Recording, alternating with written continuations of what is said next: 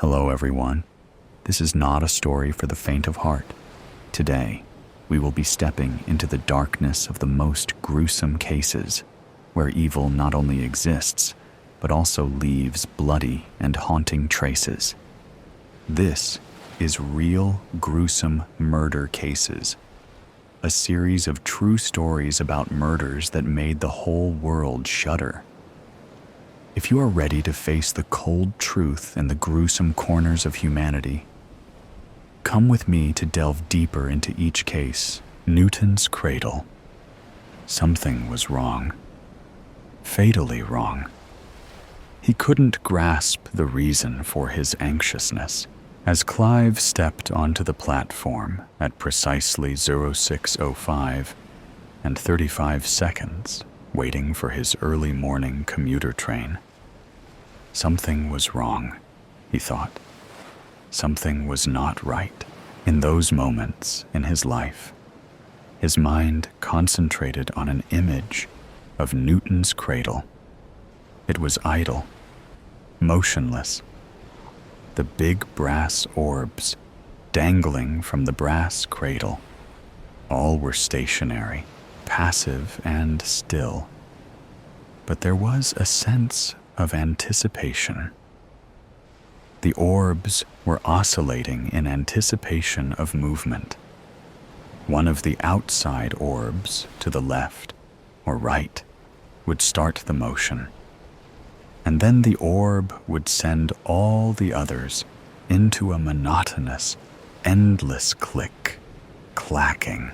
When will one of them initiate the law of the conservation of energy, the transfer of energy, the two-way domino effect? Clive knew. He grinned with the image of Newton's cradle in the front of his mind. He could count time, the seconds, by the rhythmic striking of each brass orb in Newton's cradle. The kiss of the cold metal against cold metal.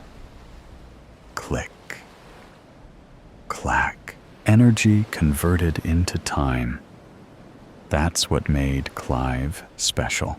Clive knew how to slow down time, to make it stop. "Don't you mess up now.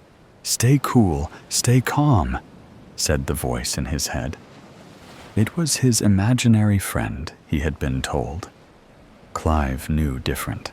Mr. Black stepped onto the platform at 06:06 and 10 seconds. In his commuter uniform, his pressed suit was covered with an elegant cashmere and wool full-length overcoat and camel-colored scarf elegantly arranged on both sides of the coat, covering the lapels. His umbrella hung on his angled arm, held in position like a soldier on parade. "Morning, Clive," greeted Mr. Black. "Not so cold this morning." Then the hushed whisper as he passed by Clive to take up his normal position on the platform. "What time will she come?" "Don't say anything. Nothing, you idiot," the voice said gruffly in his head. Mr. Gray bundled onto the platform at 06:07 and 5 seconds, as ever fumbling nervously with his numerous pockets, more than likely trying to check on the whereabouts of his wallet, keys, making sure he hadn't forgotten anything. For the day's commute, he opened and checked his slim briefcase to locate his phone and book for the umpteenth time. "Morning, Clive," Mr. Gray said to Clive. "Bit chilly today?" Then the whisper from behind his raised hand, hiding his mouth, his lips. "What time will she come? You say a word, your life won't be worth living." The voice inside his head hissed. Mr. Brown arrived slightly late at 06:08 and 30 seconds. He continued to peer in concern at his watch, but brightened as he recognized Clive. "Morning, Clive," Mr. Brown said to Clive. "Fine morning." Then the whisper and furtive look for a fraction of a second before he said, "What time will she come?"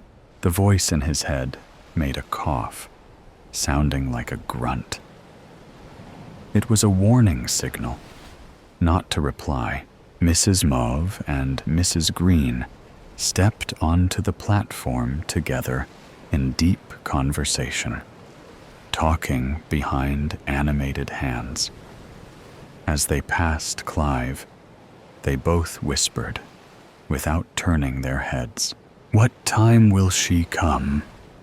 they said in unison, and then walked to their waiting positions on the platform. "Don't!" warned the voice in Clive's head.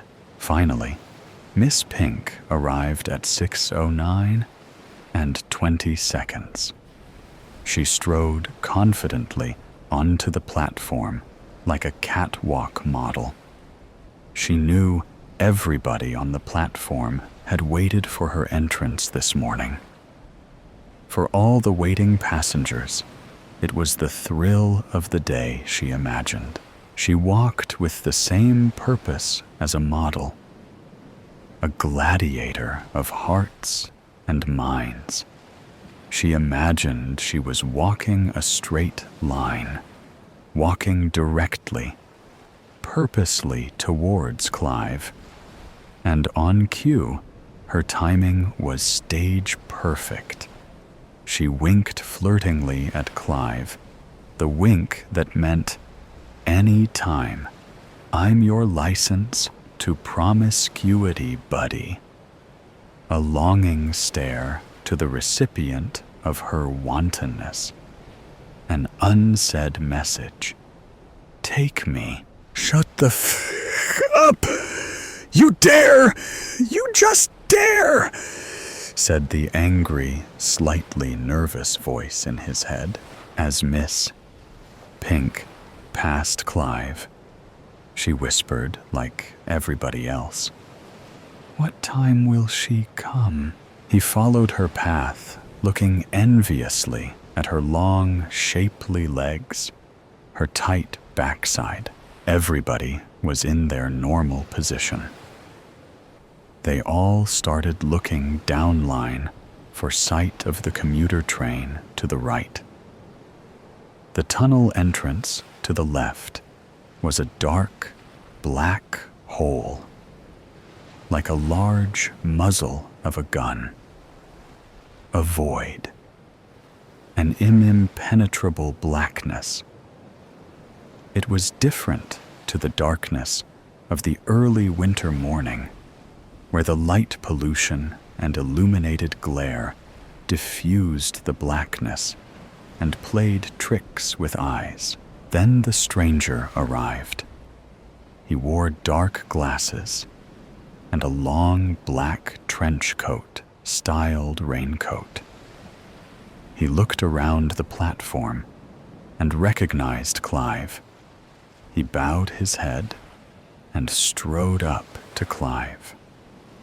There was intent in his voice when he said, "Mr. Caldwell, I need a few words with you. Do you mind if we talk?" "Don't tell him anything. Understand? Not a word," screamed the voice. "It's an important matter, Mr. Caldwell. It's about your wife." The stranger in the long trench coat didn't finish the sentence. "Be careful now," said the voice with a menacing tone. Instantly, the golden orbs started to move in Newton's cradle. Click, clack, click, clack. The energy and counter-energy started to dance. Both the cradle and balls were shuddering, jerking in an erratic, crazed movement. "What time will she come?" said the stranger. He didn't whisper it like the others, but as the voiced question appeared in the hushed morning air, the stranger smiled a knowing smile. Clive thought he noticed a smirk. "Keep that mouth shut. Keep it shut." The voice in Clive's head was getting more than angry. It was becoming uncontrollable, insane. Click, clack, click, clack. The golden orbs had really started to move now. They were moving back and forth with the velocity of a funfair ride. Clive had forgotten the name of the ride. His brow started to sweat. His palms started to feel clammy. He felt nauseous. Bang! The explosion came from the black tunnel entrance. The impact, the latent energy of the explosion was made more catastrophic as it was ignited from inside the tunnel. And then the trapped energy blasted outwards with more force at its mouth. The entrance, a titanic release of deadly energy. Huge pieces of masonry. Metal flew like missiles through the dark morning air, hissing with a deadly force.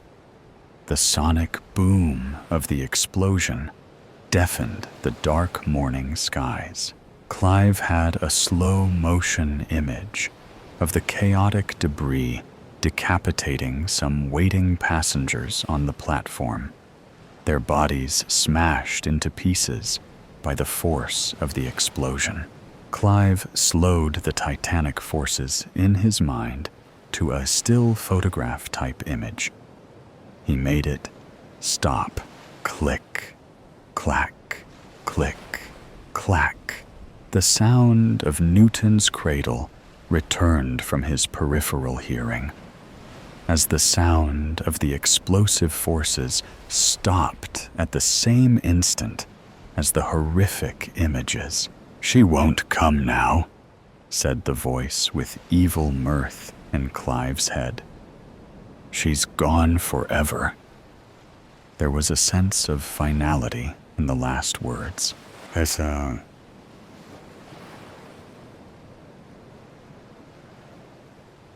"They will be ready for you shortly, Mr. Caldwell," the nurse said chirpily. Clive was handcuffed to the wheelchair. 2 burly attendants on each side of the wheels. The door opened suddenly, and Clive was wheeled into the meeting room. There was a committee of 3 men and 2 ladies waiting inside, all seated behind desks, files, and papers, laptops in front of them, and on the side, seated ready to take minutes. A transcriber of the meeting was a young administration lady wearing a bright puce lady's suit. Sitting separately in the corner of the room was a strange man with dark glasses. The attendants and the chirpy nurse stood at the side and behind Clive, seated in the wheelchair. "How are you today, Mr. Caldwell?" said one of the women, a member of the committee. Before Clive could answer, the women started the introduction to the meeting. The psychiatric team of Edmundston Mental Hospital in attendance today: Dr. Schwartz, Dr. Seri, Dr. Braun, Dr. Zellini, and myself, the chairperson, Dr. Malva, presiding over case 10476, Mr. Clive Caldwell. Dr. Malva paused. "Now, Mr. Caldwell, under the Mental Health Act of 2018, we are required to conduct a regular status review of your condition. The committee has your records, and we have duly reviewed all the details, including your recent status of the last 6 months, and we find some improvements in your condition. We have some questions for you today. Do you feel in a frame of mind to answer? Clive paused for some moments before he answered calmly. Yes, that's okay. Okay. Looking at the records, we find that your medication is stabilizing your previous traumas. There are no reported incidents of violent behavior. Do you have visions? Or when was the last time you had any distressing visions, Mr. Caldwell? I can't remember. Not for some time. Clive quietly replied. Good. And what about voices? Do you hear any voices in your head nowadays? No, ma'am. And I don't have any headaches either. Clive added. Very good. We, the committee, believe that you no longer pose a security risk, not whilst you are in this institution, and you are taking your prescribed daily medication. We have also agreed that based on a clean incident-free record under the constant observation of this institution, that in 6 months we can look at a release program. What do you say about that, Mr. Caldwell? Great. Getting me time back again. Thank you, ma'am, Clive said with some hesitation. He looked to the corner of the room at the seated stranger.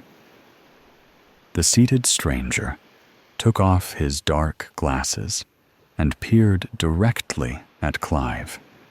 He had no eyes.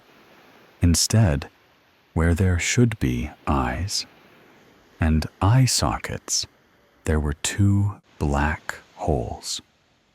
They looked like tunnel entrances, with the scars and scorch marks of fire caused by a tremendous explosive blast were evident on and around the circumference of the black holes. The stranger's expression didn't change. His face was peering directly at Clive, and then he smirked and mouthed silently. What time will she come? Who is that? Clive thought. The past and the future, you arsehole. Don't look at him, you idiot, said the voice in Clive's head. Okay, nurse, take Mr. Caldwell away, and we will see the next patient. The attendants reversed the wheelchair out of the meeting room. Clive's first thought, 5 minutes and 12 seconds. Meetings are getting shorter. Clive was grinning, a crooked smile which never disappeared off his face. But no one noticed his eyes, peering at nothing. There seemed to be something going on behind the masked appearance on his face, his pasted-on smile, his eyes. It was a charade for the continued monitoring and inspection of all at Edmundston. He wore the mask like a reveler at Mardi Gras, his unique disguise. Fake it to make it, the voice in Clive's head. Told you we'd be out of here. Just keep smiling, Sonny. Just be patient with these arseholes for a little while longer. Who's always looked after you, Sonny Jim. Always. Right from the beginning. C-section. Scar. I can pack all of my belongings and my son's in under 30 minutes. I attribute part of this to my military kid upbringing. My parents liked to live the minimalist lifestyle. They'd only put a few decorations up here and there. And while I hated seeing bare walls on each house or apartment we lived in, I definitely see the appeal now. My son is homeschooled because it is easier to do that. Then explain to his teachers why we move so often. And before you ask, it's not because of the military. Granted, my son is only in first grade, so I'm finding the material relatively easy to teach. But I'm sure in a few years, it'll get hairy. My son, Carter, is always a good sport about leaving. He may not fully understand why at times, but he's too young for me to tell the whole story, and I don't want to burden him with that right now. This has been the longest we've stayed in one place. It's almost been 8 months now, which I've found is long enough for Carter to make friends, and I loved and hated that at the same time. Not at the thought of him making friends, but the inevitable conversation I'm going to have with him when the time comes to leave. He took the last move a little hard, and frankly, I did too. I moved us to the West Coast, a place I had always wanted to live since I was little, but never got the chance to. I wanted Carter to breathe in the saltiness of the seawater, put his feet in the sand, and build sandcastles. I wanted him to experience what it was like to just be a kid for once, and hopefully put down roots. And he got to do that, but only for a measly 4 weeks. Now, living in dreary Seattle, a place I never wanted to move because of its constant gloominess and downpouring rain, is the place we get to call home. Well, at least until she finds us again. And I hope, for Carter's sake, she won't. I supposed I should now tell you the story of why we are running. On the day that I turned 38, I realized how quickly my biological clock was ticking. I had 2 failed marriages at that point, and I was desperate to have my own child. I did a few rounds of IVF using a sperm donor, and when I received countless negative pregnancy tests, my hope dwindled, and so did my bank account.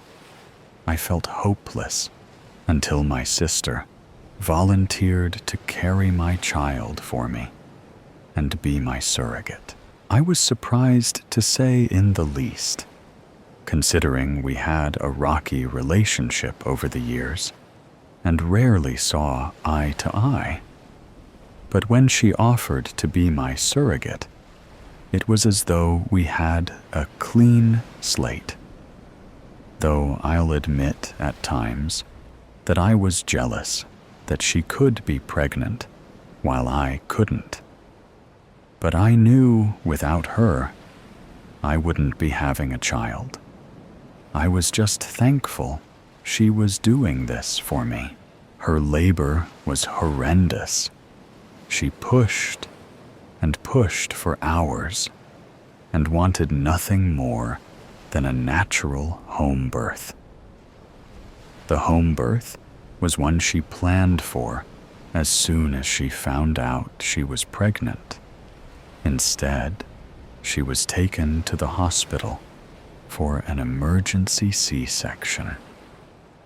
I held her hand the entire time throughout the ride in the ambulance and to the surgery.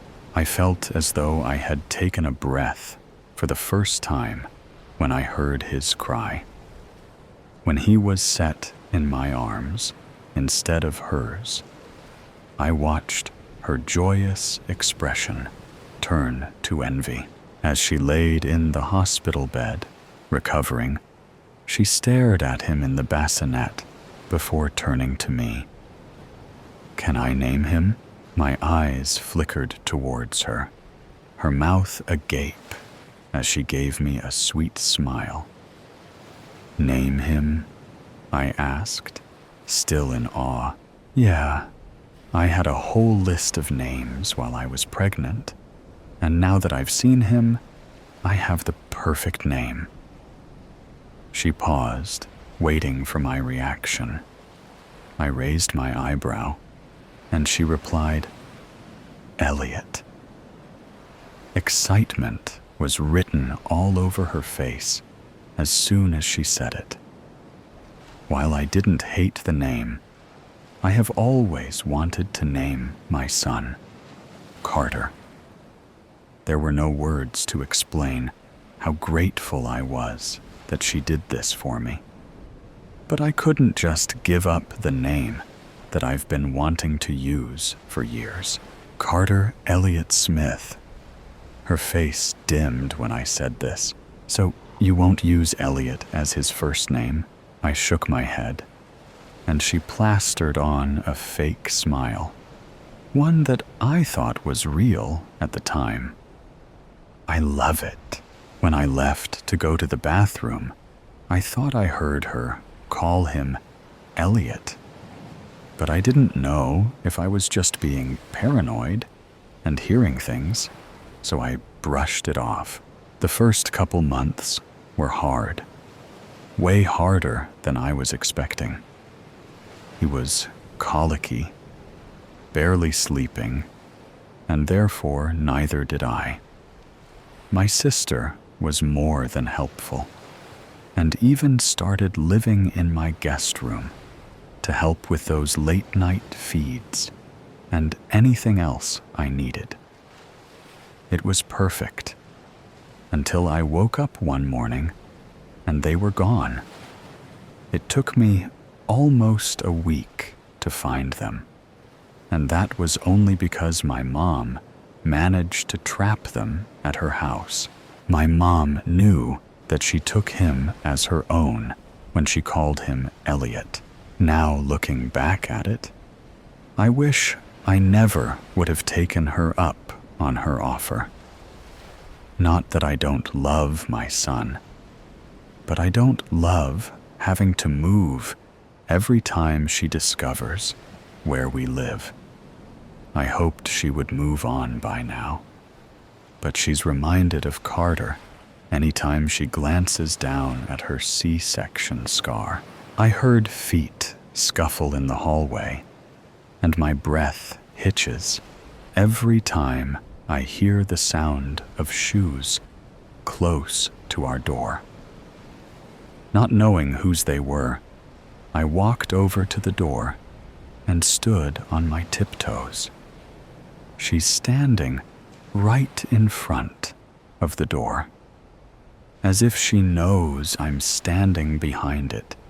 She smiles that sinister smile of hers and says, "You can't run forever." Meetings are getting shorter. Clive was grinning, a crooked smile which never disappeared off his face. But no one noticed his eyes, peering at nothing.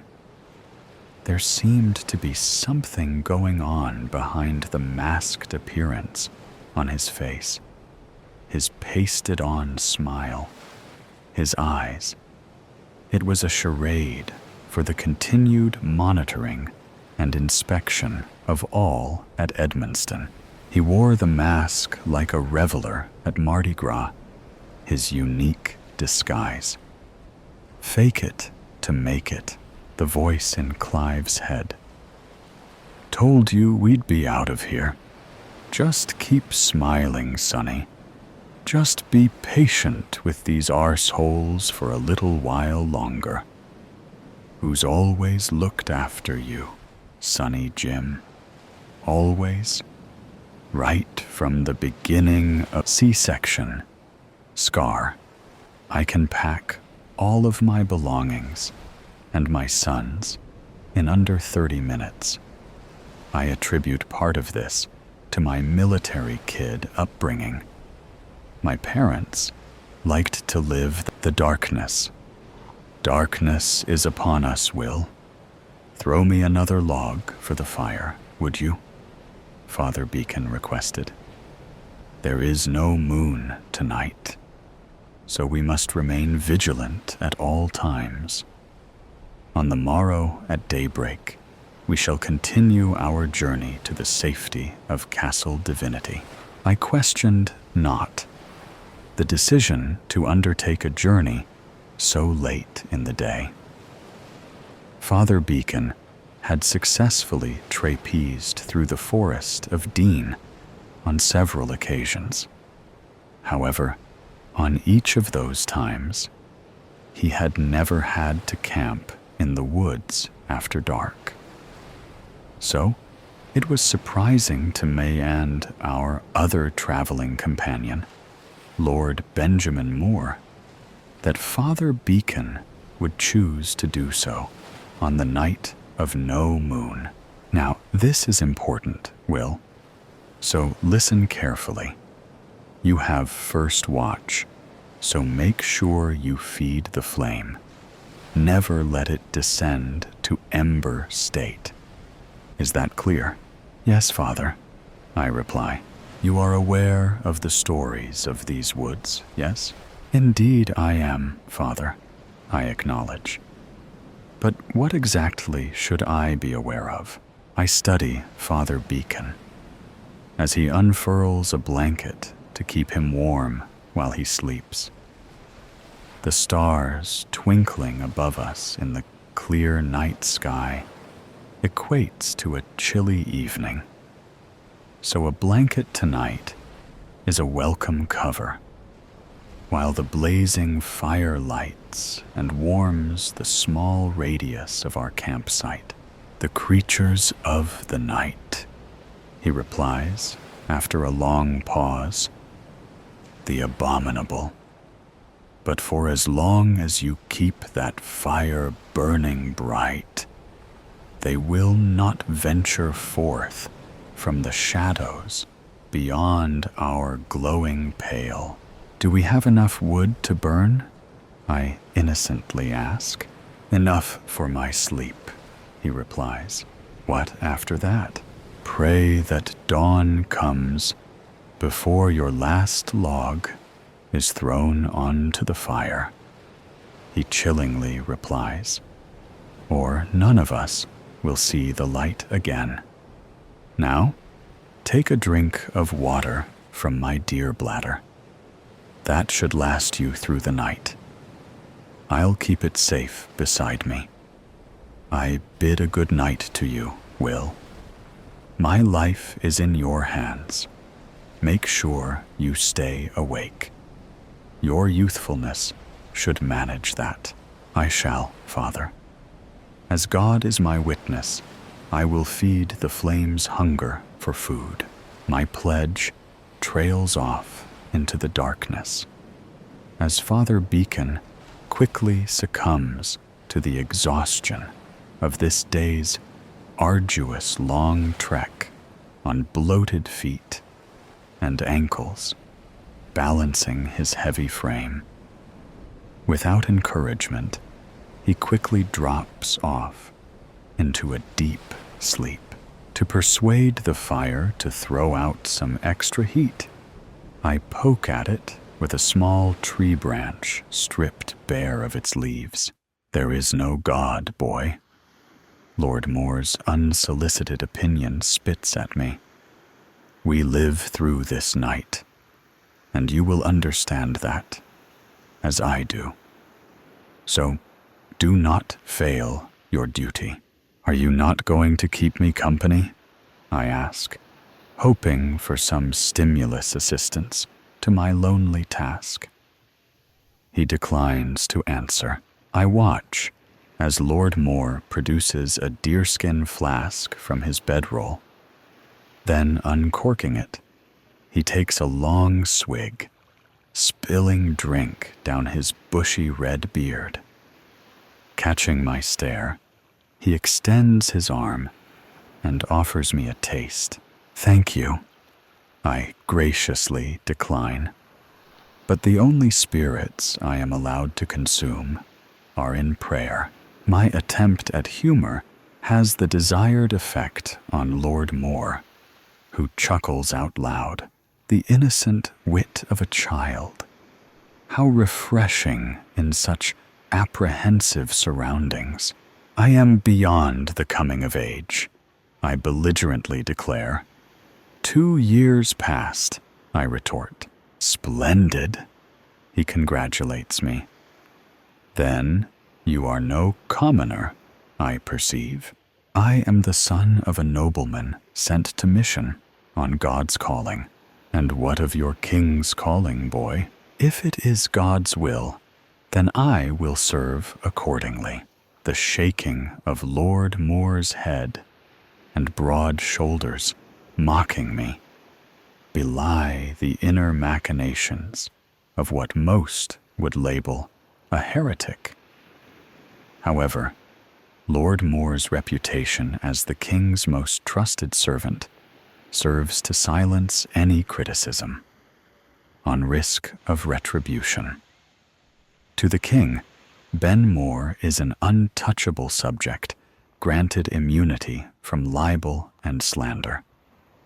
However, there has been, on several occasions, the king's trust in his friend put to the test, like when Lord Moore killed a monk in a monastery because the inebriated monk had physically accosted the daughter of Lord Moore's friend, the Earl of Lydney.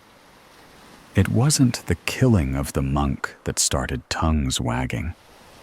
The dissent was primarily due to the shocked reaction caused by the monk being discovered in a small chapel of the monastery, nailed upside down naked to a large crucifix attached to a wall behind the altar, his entrails dangling like a butcher's sausage string, dripped coagulated blood that slowly drained into an overflowing silver chalice used for Sunday communion. When the king was informed of the atrocity, he summoned Lord Moore to his chambers and banished him for 1 single calendar year from Moore's own fiefdom. All rents in that period went directly to the crown. When the year was concluded, Lord Moore's rights and privileges were immediately restored, sparking whispers among the king's court of favoritism and privilege. To further add fuel to the tongue-wagging, the king pardoned Moore, then gifted him additional lands to add to his already handsome portfolio. "There is only the king's will and the will of the people," Lord Moore gargled between swigs of mead. "God, if he exists, is merely a spectator to the fallout of that mess he caused during those 7 days of boredom." "If you have no faith," I point out, "then does that also extend to the existence of the devil?" I ask, in the self-interested attempt to keep his thoughts consciously working and awake. "There are only devils in this world, boy. No single devil, but many walking amongst us. If you ever get to see what I have witnessed in my life, you will come to understand that evil is not supernatural. It is not the fallout of imaginary angels. It is solely a result of man's own lust and greed." I defeatedly watch Lord Moore adjust his knapsack as he prepares to rest. However, the night is still long, so I attempt to stir him from his approaching slumber. Are you going to kill another monk at Castle Divinity? I unashamedly ask. Perhaps I'll kill you, boy, if you interfere with my sleep any longer. I push my luck a little further and ask the unmentionable question. What did he do? The monk that you killed, what I killed him for, was not just out of retribution. He had a history of molestations against females and males alike. The final straw was just the last on a list of uncontrollable aberrations. The church protected him and confined him to the monastery's high walls. I made a pledge to a friend, and when Ben Moore pledges something, he delivers. His words trail off into slumbering mutterings of approaching dreams, leaving me alone in the waking world, in charge of the two men's safety. A faint snap of a twig emanating from the darkness grabs my attention. Poking at the fire, I resurrect a tall flame that widens the area of light. Then, without warning, the hairs on my arms stand up on end. I feel something or someone watching me from cloaked areas of the forest. "Who's there?" I call out. I look over to Father Beacon and then to Lord Moore, but they remain undisturbed, as if a spell has been cast upon them, incarcerating them in a form of sleep prison. "Don't be afraid," a female voice whispers from the edge of the light. "I mean you no harm. Quite the opposite," she clarifies. "I bring you an offering of everlasting pleasure." My eyes dart in the general direction of her voice, but it is not until she steps into the light that I can focus on her presence. Walking deliberately toward me, she is naked as the day I was born. Her shape is curvy, and her long hair manages to hide her modesty in the appropriate areas. To be 28 sleighs later, above the laughter and Christmas music, the bang against the door came. Thump, thump, thumped. Paul Reyes sighed. He patted his wife's hand and pushed his chair away from the table. "Don't worry, love. I've got this one." Rosemary frowned at him. "But everybody's here. Who could it be?" He stopped. Rose had framed the doorbell with tinsel. You couldn't miss it. It would take a brain-dead person to knock instead of ringing. He shrugged. "Carolers, or something. I'll give 'em a quid and tell 'em to bugger off." A round of laughter rippled around the table. The playlist swapped over to Wham's Last Christmas. Outside in the front hall, the door shuddered again. Thump, thump, thump. It banged hard enough to make the door vibrate in its frame. Annoyance flickered in his mind. The nerve of some of these charity-begging types. He wasn't one to sniff at donations, but give a man ample time to get up. And don't knock his door down like you're the wolf versus the three little pigs. He hurried along in his slippers. I'm coming! Hold your horses!" But still, the banging continued. Thump, Thump, thump. The little panes of glass at the top of the door vibrated and threatened to shatter. The figure of a man swayed beyond, blurry and dark. Paul gritted his teeth. He'd have some stern words for whoever it was. It didn't matter what good cause they were raising money for. This behavior was downright rude. He slid the chain off and yanked the door open. "Oh, for goodness sake, what's your prob?" The man behind the door barged through, snarling and screeching. He wore a parka coat with its fur-ringed hood raised. It framed his mess of a face. He had blood smeared all across his skin, and his nose was missing. A window shattered somewhere in the back of the house, and a woman shrieked. Paul's stomach dropped, and he screamed. He grappled with the invader and grabbed a hold of his shoulders. "What?" he grunted. "Let go of me." The man clawed at Paul's shirt. He leaned forward and snapped his teeth. His breath was rotten, and he had bits of ragged meat caught between his teeth.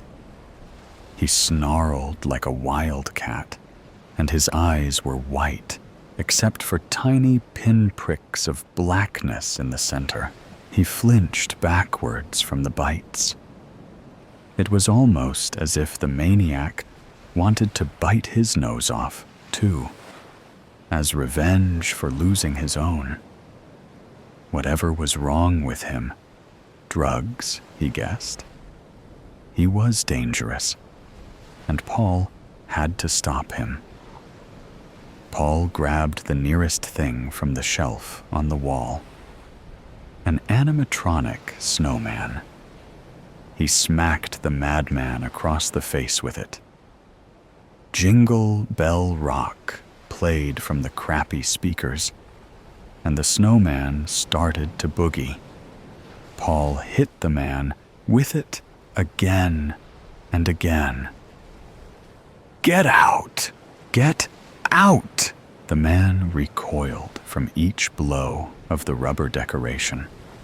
He snarled and shrieked, backing away through the front door as Paul struck him. At some point, something mechanical cracked inside the snowman. The song came out slurred and slow. Jack Frost danced slower. One arm snapped off, and his head dented inwards. Blood smeared across his white body. Adrenaline surged through Paul's veins, reminding him of how it felt to be a young man. He became aware of his battle cry as he fought the mauled lunatic out of his home. With the noseless man wobbling on the threshold, Paul landed a kick into the guy's gut. "And stay out!" he roared. The man went sprawling backwards over the Reyes' front steps. He clattered into a heap at the foot of their driveway. At the top of the driveway staggered a group of people. 2 men and 4 women. Each had various ghastly wounds, like the noseless assailant. A cheek torn open here, an eye gouged out there. Intestines spilt out of one woman's belly and trailed behind her like a bridal train. Across his small patch of lawn in front of the lounge windows, a woman with one arm shambled towards him. Paul's nerves turned to liquid, and his legs to jelly. He whimpered and felt his bladder threaten to release. He scrambled for the door, missed, found the handle, and slammed it shut. With shaking hands, he slid the chain back across, his fingers slaked with gore. Jesus, Jesus, Jesus, he whispered to himself. Immediately, the door began to bang again, and so did the windows looking into the lounge, and the screams from the back of the house continued, high-pitched and terrified. Goose flesh rippled up all over Paul's body. These nutcases had surrounded the house. He had no idea what they wanted, but he guessed it wasn't a cup of cocoa. He pushed off from the vibrating door and strode towards the sound of the commotion. He brandished his decoration/weapon. Rose, in the kitchen, some of the attackers had smashed their way through the windows. The glass sliced their forearms to ribbons. But they didn't care. They were trying to pull Rose out by her hair. She shrieked and kicked and batted at the hands to no avail. Several of their guests stood by and watched, their faces drawn in a rictus of shock. They still held their alcoholic beverages. Sean from next door had gone white, and his beer was tipping and spilling on the kitchen tiles. Paul froze. Rose had always argued about getting double glazing, but he'd deferred. He now wished he'd listened to his wife. How long until the front windows, looking out onto the lawn, shattered under the strain? He slapped himself across the face and raced into the fray, swinging Frosty for all his worth. He smacked at the hands that snaked through the glass over and over and over again. "Get off my wife, you damn hooligans!" That broke the paralysis spell over the others. The kitchen became a flurry of activity as people dropped drinks and grabbed a hold of Rose. Gail Clark yanked on Rose's feet, pulling her back into the house. In his vest and tie combo, Sean lobbed his pint glass through the window with a violent yell. The claws clutching Rose weakened enough for her to break away. Rosemary collapsed to the floor, sobbing. She held her hands to the blotchy red patches of yanked-out hair. Paul's mind was a flurrying snowstorm of thought. He stood in the kitchen, chest heaving. He stared out at the people gathered in his back garden. "Zombies," he said, not quite believing himself. "They're goddamn zombies." The swaying figures closed in on the house. Bangs and clangs echoed from the front. The dim winter light faded as the bodies blocked out the windows. They moaned in a chorus of the dead, their bloodied hands slapping against the four walls. Someone asked, "What do we do, Paul?" I don't," a woman screeched. "They're coming down the fireplace." An ice shard speared through Paul's core, and the world seemed to slow. "Sweet baby Jesus," he mumbled. An enormous thud shook the foundations of the house. The survivors staggered to the walls for support. Paul shook his head clear. He tightened his grip on Frosty and ran for the lounge. He skidded to a halt as a cloud of coal dust settled across the room, coating the furniture and the tree. The hell? The smog cleared to reveal a massive man in a red and white suit. He kneeled, fists on either side, escaping neutrality. "Good morning, Derek." "Morning, Doc. How are you feeling today? Any more thoughts of harming?" I had to interrupt her. Dr. Fuller was one of the better shrinks I'd had to deal with, but she was a real job's worth about following the script. It would be the same old introductory questions. She couldn't help but tick those boxes at the top of the day's crisp white form, still warm off the copier, but would be terrified of doing so unless I actually said the words. I struggled to find the patience to verbalize my repeated and identical statements. "Ever noticed how stark our world has become?" I asked out of the blue, cutting her off to her obvious annoyance. She sighed, then visibly gathered up a well-practiced decorum.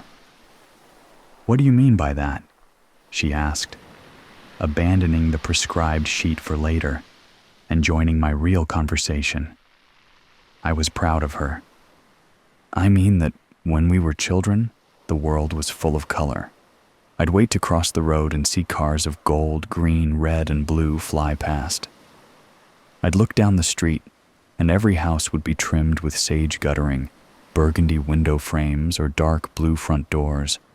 My bedroom was even painted a musky orange and had deep brown carpets at one point. It really offset the crimson of my lava lamp and the teal of my inflatable couch. But today, what do you see when you look around?" I still see some of those things, but you're right. Most things are far more tastefully done these days. Do you miss your childhood? Would colorful surroundings bring you more comfort as you had back then? Tasteful, classy, reserved, miserable, soul-destroying, I said, hammering my point home and ignoring her textbook questions. Dr. Fuller really needed to up her game. But what could I expect from someone so new to the field and so young? "I bet you drive a white car, huh, Tasha?" "Dr. Fuller, please, Derek. Yes, I do. Why is that relevant?" "Well, I know for a fact that they've made white the cheapest option. For any splash of color whatsoever, you have to pay a premium now. Is it any wonder that every modern car you see in the road is now white?" "I suppose not. Most like me cannot afford the extra expense. What are you getting at here, Derek?" "Only that the world was fading, having its color drawn out, far before I was ever denied the sight of it." I did not register her next question. Her side of the conversation always included a question. I was distracted by the spontaneous idea that Dr. Fuller would have an office somewhere, and that there was a chance it might not be quite as bland as her car. Its walls might be covered in bright book spines, all in clear view from the comfortable, deep maroon couches. A myriad of certifications in shining wooden frames would sit side by side with calming vistas, no doubt depicting an unnamed ocean of calming blue spotted with colorful sailboats. I imagined it as being quite pleasant. Perhaps she was right. A throwback to my early years, drenched in technicolor, might have offered me some contentment, useless to contemplate. I would never again see such a sight in this life. My imagined home for the dear doctor was a far cry from our current reality. Whitewashed concrete encased the bare room I was forced to meet her in daily. Gray, steel chairs and a matching table offered the only tint to the otherwise monochrome box. Tasha's wardrobe of endless white blouses and gray skirts might have been a choice, but I expected it was simply a subconscious effort to conform to the washed-out world that we both inhabited. "Did you hear what I said, Derek?" she asked, ducking her head to try and catch my vacant eyes. "No," I answered honestly. "Where were you?" Credit. Where credit is due, the doc had some skills. Instead of accelerating with her own agenda, she was able to pull into my lane at a moment's notice. Time to knock her off the road. "I was imagining where I would find you, outside of this place. Without these," I said, staring her directly in the eye and pulling sharply on the handcuffs that strapped my wrists to my chair. The loud and sudden clink of the metal chain startled her, and I watched as her pupils dilated in fear. It was the little pleasures. Telling the truth, but in a way that elicited the reaction I desired. It was all the entertainment I could find anymore. I thought she was done after that. Figured she would flee, never to return, to be replaced with yet another box-checking drone, fresh out of shrink school, wanting to prove they could handle the worst of the worst. Instead, she surprised me. "You will never again be without those, Derek, nor will you ever see the outside world freely. My job here is only to determine which walls will hold you. Do you understand that?" Tasha said, setting her jaw and returning my stare. Always another question with Doc Fuller. "I understand completely. I am not a simpleton," I snapped. Her resilience annoyed me. "I agree. It's quite the opposite, I think. You are clearly very intelligent, Derek. After these few sessions, I can see you are more than capable of self-reflection. So shall we stop wasting each other's time and get back on task? Pass your psych evaluation, and I'll put my recommendation in that you be transferred to Parkhurst and allowed regular yard time. Keep driving away your doctors and avoiding the issue with talk of cars and old bedroom decor, and you will remain here, isolated on the psych ward, for the rest of your sentence."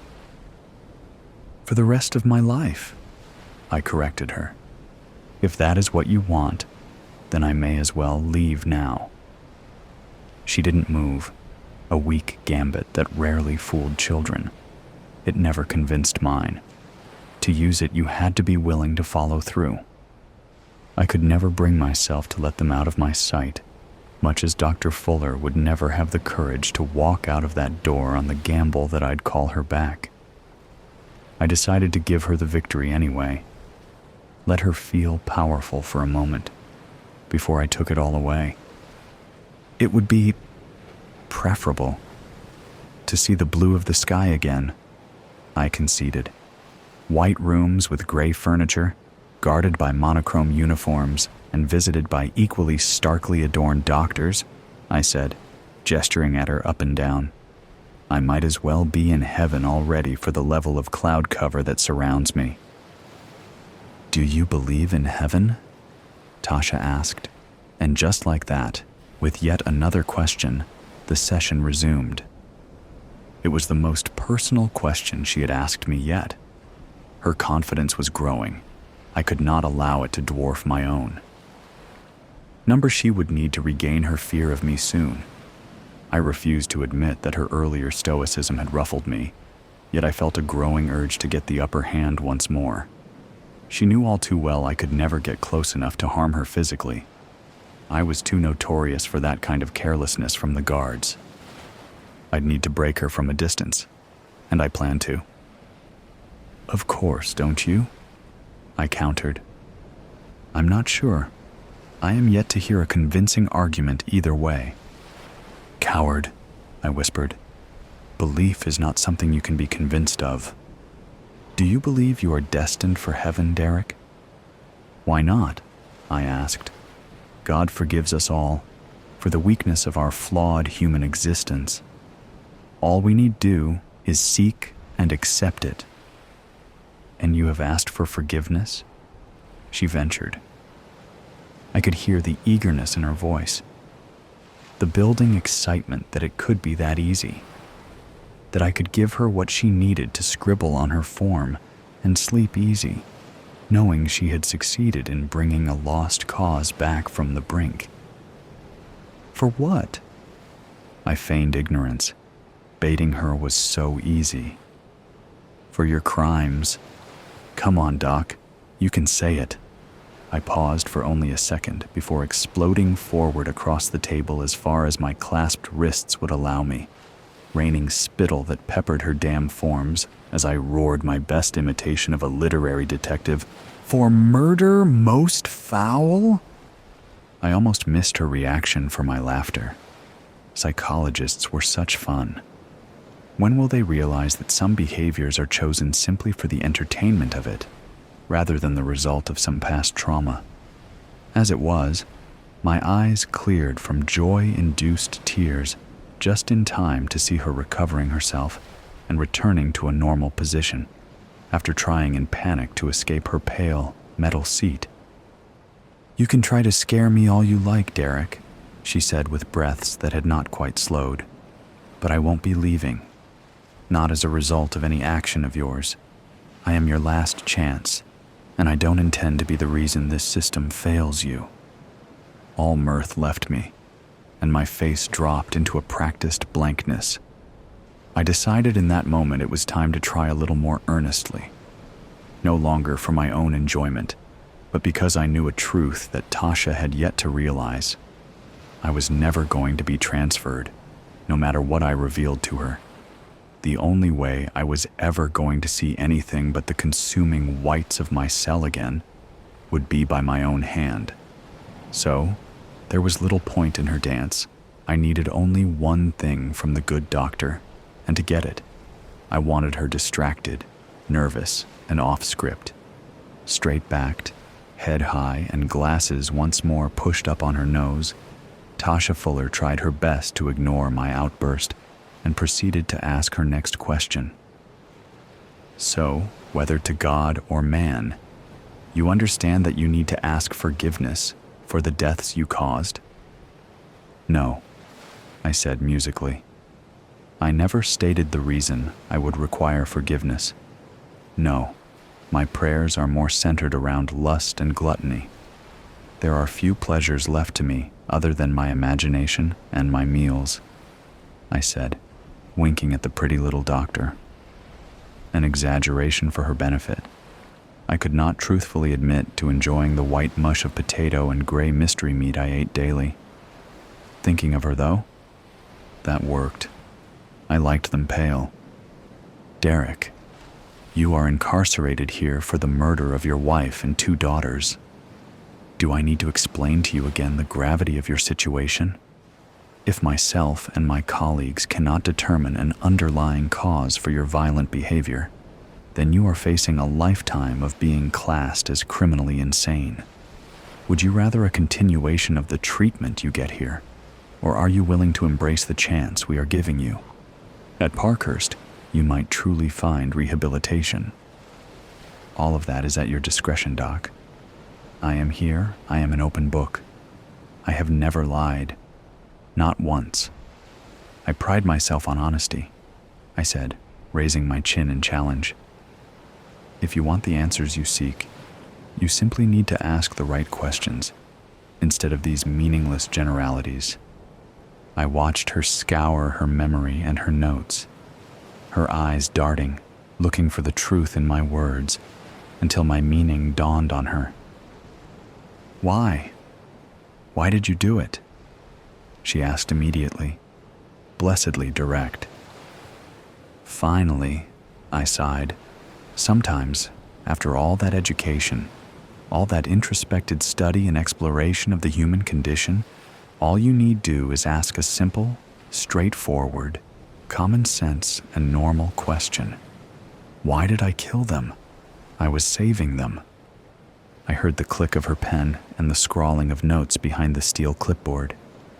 Now I had her, beyond her strict training, out of her depth. "Saving them from what?" she asked, the interest bright in her eyes. "They were under the power of demons. Their lives were already forfeit. I released their souls from their torture to be claimed by the sky, where they wait for me to join them. I would be there already, if I were a stronger man. I shook my head and dropped my gaze, genuinely lamenting at my failure. Her scribbling continued for a few moments longer, before stilling the room to silence. You thought your family were possessed by demons? Dr. Fuller attempted to confirm. Are you stupid? I yelled, snapping my head back up to meet her scrutiny.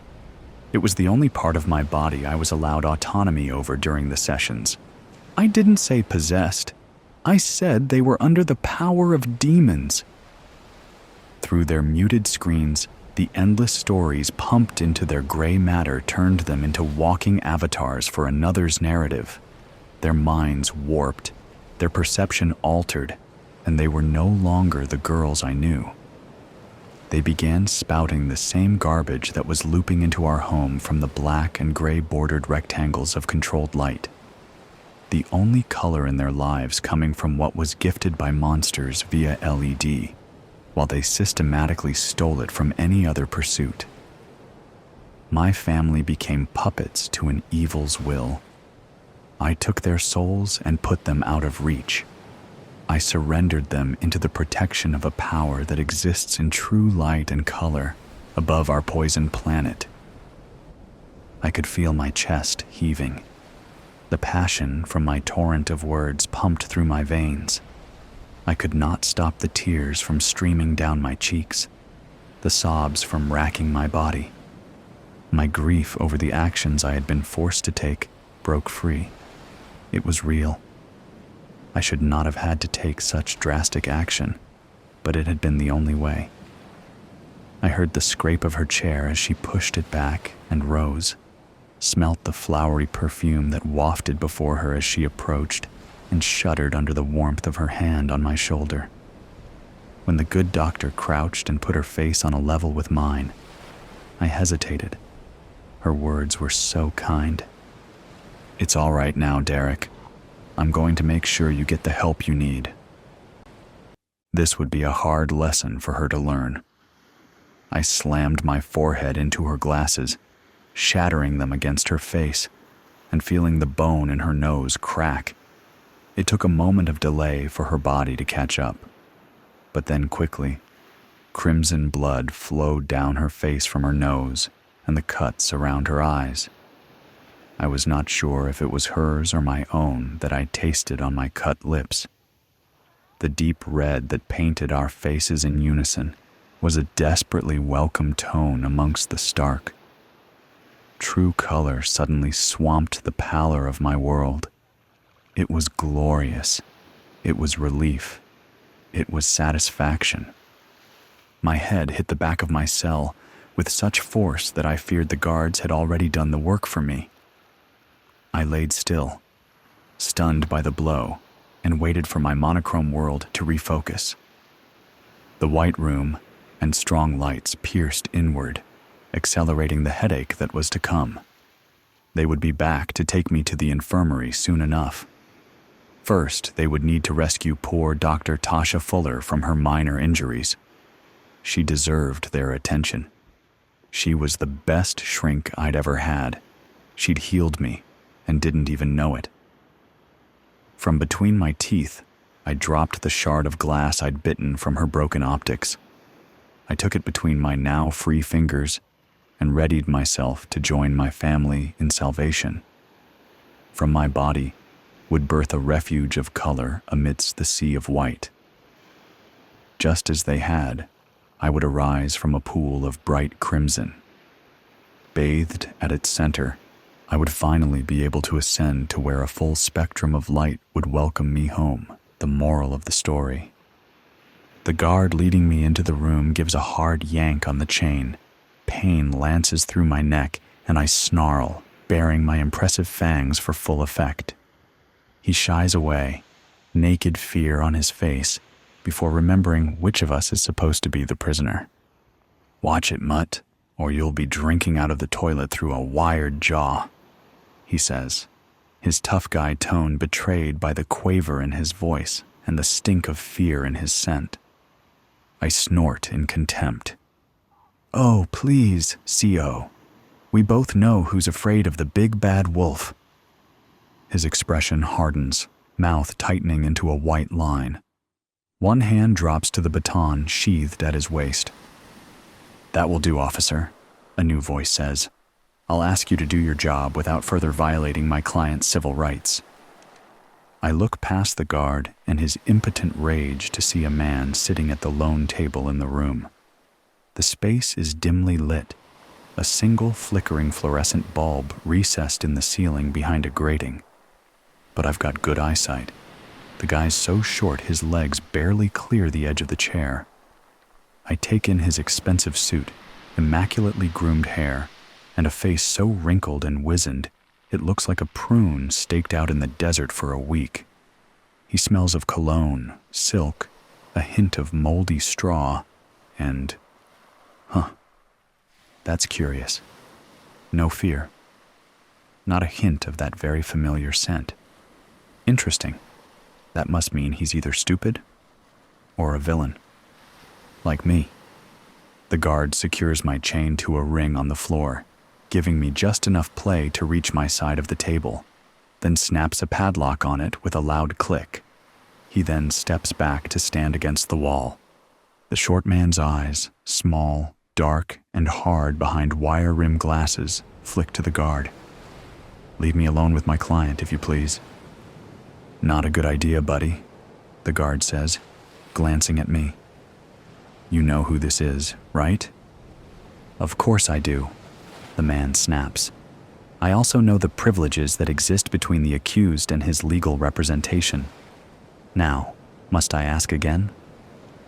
The guard scowls, shakes his head, and leaves, slamming the door shut behind him. The lock on the door clicks loudly, too. I casually stretch as much as I can with the chain and collar, give a shake to fluff out my thick gray fur. Client, eh? Funny, I don't remember hiring a lawyer.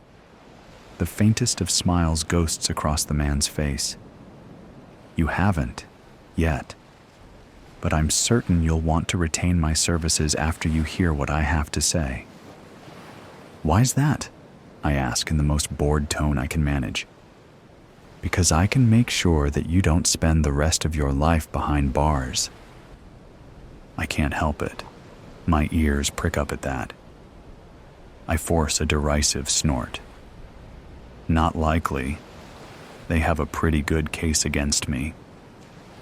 And that is precisely why you want me to represent you. A positively oily grin stretches his lips. Allow me to introduce myself. 2 fingers extend to place a business card on the table between us.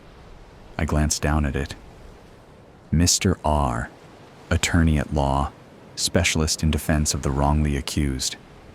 The black letters stand out against the crisp white, cutting across a spinning wheel picked out in gold foil. Yeah, it's a dead giveaway. Mr. Ray, that'd be short for... He raises a small hand to stop me before I can say it. I would prefer if we kept this from being a first-name relationship. Yellowed teeth glint as he grins again. Okay, I say with a flick of an ear. Lawyer now, huh? Previous line of work didn't suit you? Let's just say that it was far too labor-intensive. I find my new career to be much more rewarding. It also didn't require much of an adjustment, ethically speaking. So, Mr. R, it is for now. For that matter, what would you like me to call you? I shrug, a human gesture I've perfected over the years. Most people just scream wolf and run away when they see me. I see. Then I shall address you as Mr. Wolf, for simplicity's sake. Whatever. Now, Mr. R settles himself in his hard wooden chair. I'm familiar with the particulars of your case, Mr. Wolf, at least those that have been made publicly available, but perhaps you'd like to tell me your side of the story. Now I actually laugh. My side of the story? Not a lot of people are interested in that. As far as most of them are concerned, there's only ever one side. The one where I'm the villain, just out to do villain things. It's just how the story goes. So you don't deny the charges? Well now, Mr. R, that'd be telling, wouldn't it? I may be facing the headsman's axe or life in a cage, but I don't see any reason to make it easier on everyone.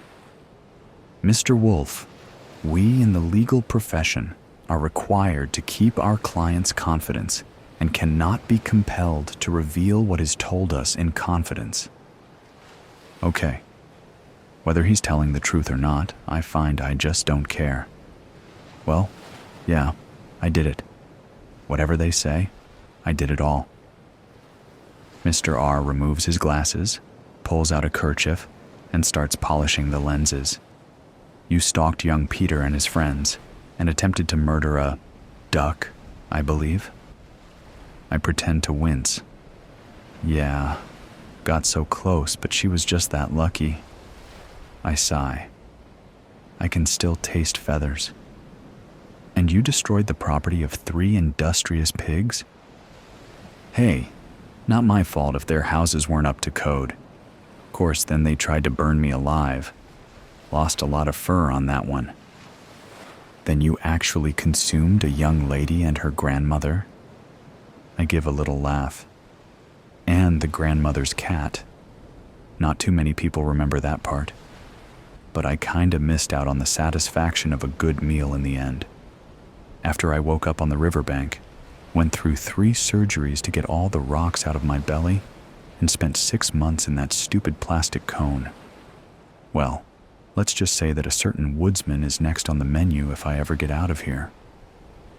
Mr. R finishes cleaning his glasses, sets them back in place, all without batting an eye. I see. So, you are guilty, and I must assume that the police have all the evidence they need, since you are sitting here before me, chained to the floor. I pull back my lips in a grin, or a snarl. Hard for me to tell the difference when I'm doing it. Like I said, I'm the villain. I do bad things. No matter how the story goes, that's always how it ends. It's the... oh, what do they call it? The moral. That's right. The moral of the story. Bad people do bad things.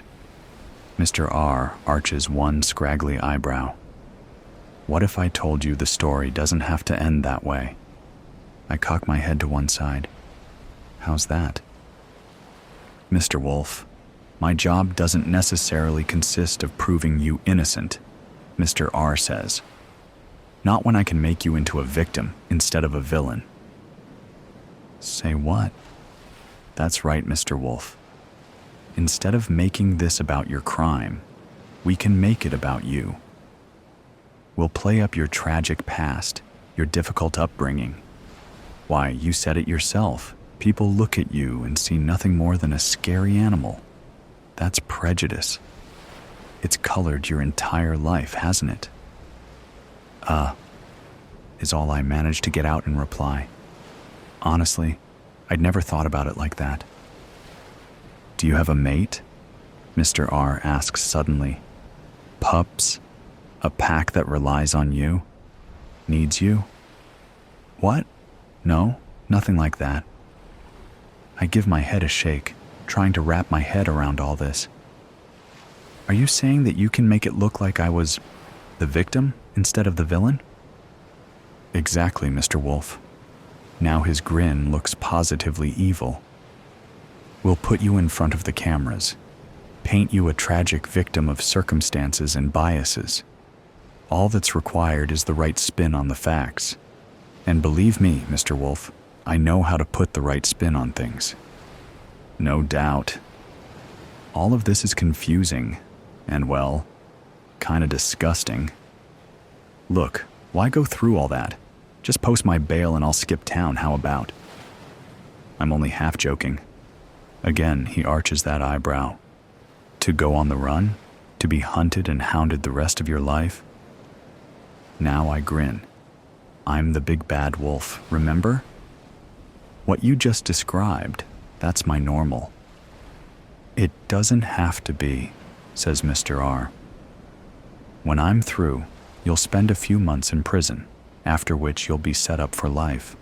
A comfortable den, plenty of game to hunt, even your own woods if you want. No one will dare bother you again. With enough positive media coverage, I can work out a very favorable deal for you. Deals are something of a specialty for me. Now, how's that sound? I stare at him, narrowing my eyes. What do you get out of this, Mr. Ray? Something tells me you're not doing it out of the kindness of your heart. He gives a short laugh. Oh, goodness, no. You see, in the process of rewriting the narrative, there will be interviews, televised appearances, at least one book deal. That means money, Mr. Wolf. Rather a lot of money. His oily grin reappears, and I get 50%. Oh, now that's disgusting. Sickening. He wants me to lie about what I am, pretend to be something I'm not. A victim. A weak, pathetic, mewling victim. And also he can exploit my villainy for cash. I don't know, I say. It all sounds like a big lie to me. And you've never lied before? Something about his tone of voice, so cocky and superior, makes my hackles rise, literally. I seem to recall one of the charges is impersonating a little old lady. That's rather dishonest, don't you think? I growl deep in my throat. I like to think of it as deceptive. A predator has to be cunning after all. Indeed. Come now, Mr. Wolf. Let's stop bandying words. He lifts a briefcase onto the table, snaps it open, and produces a gold fountain pen with a flourish. You just sign these documents, and I'll get started turning you into the tragic victim. A victim? Me. I'm a villain. I made the choices that made me a villain. And to be honest, I never really regretted it until I got caught. If not for that woodsman, I'd still be out there, stalking Peter and his friends, blowing down pigs' houses, and looking for my next little Red Riding Hood. But then, look where being the villain has gotten me. In this room, with a scumbag who wants me to lie, tell people a sob story, deny what I am, just so I won't be punished for the wrong I've done, and he can make a lot of money. I think Mr. R is a worse villain than I am, and he's definitely not the kind of villain I want to be. Now let's get this straightened out, I say, the words coming out from behind bared fangs. I'm a villain. I know I'm a villain. I own that. I'd rather just accept that I've done wrong and take what I've got coming. Mr. R purses his lips like he's tasted something really sour. Mr. Wolf, please be reasonable. I think you'd better get out of here, Mr. R, before I start naming names, or I could just gobble you up. Your pick. Mr. Wolf. I lunge forward, straining the chain to its limits. Planting my forepaws on the table, I let out a savage bark, jaws snapping, spattering drool all over Mr. R's nice suit and shiny glasses. He lurches backwards, tumbling out of the chair, briefcase and pen flying across the room. A second later, he scrambles back to his feet, staring at me, eyes wide, and darts for the door. Now I smell it. The fear. Its stink is thick and rank. I guess he really isn't stupid. With one hand on the doorknob, he pauses, glancing back at me. You know they will never stop seeing you as a villain. They will hunt and persecute you, no matter what you do.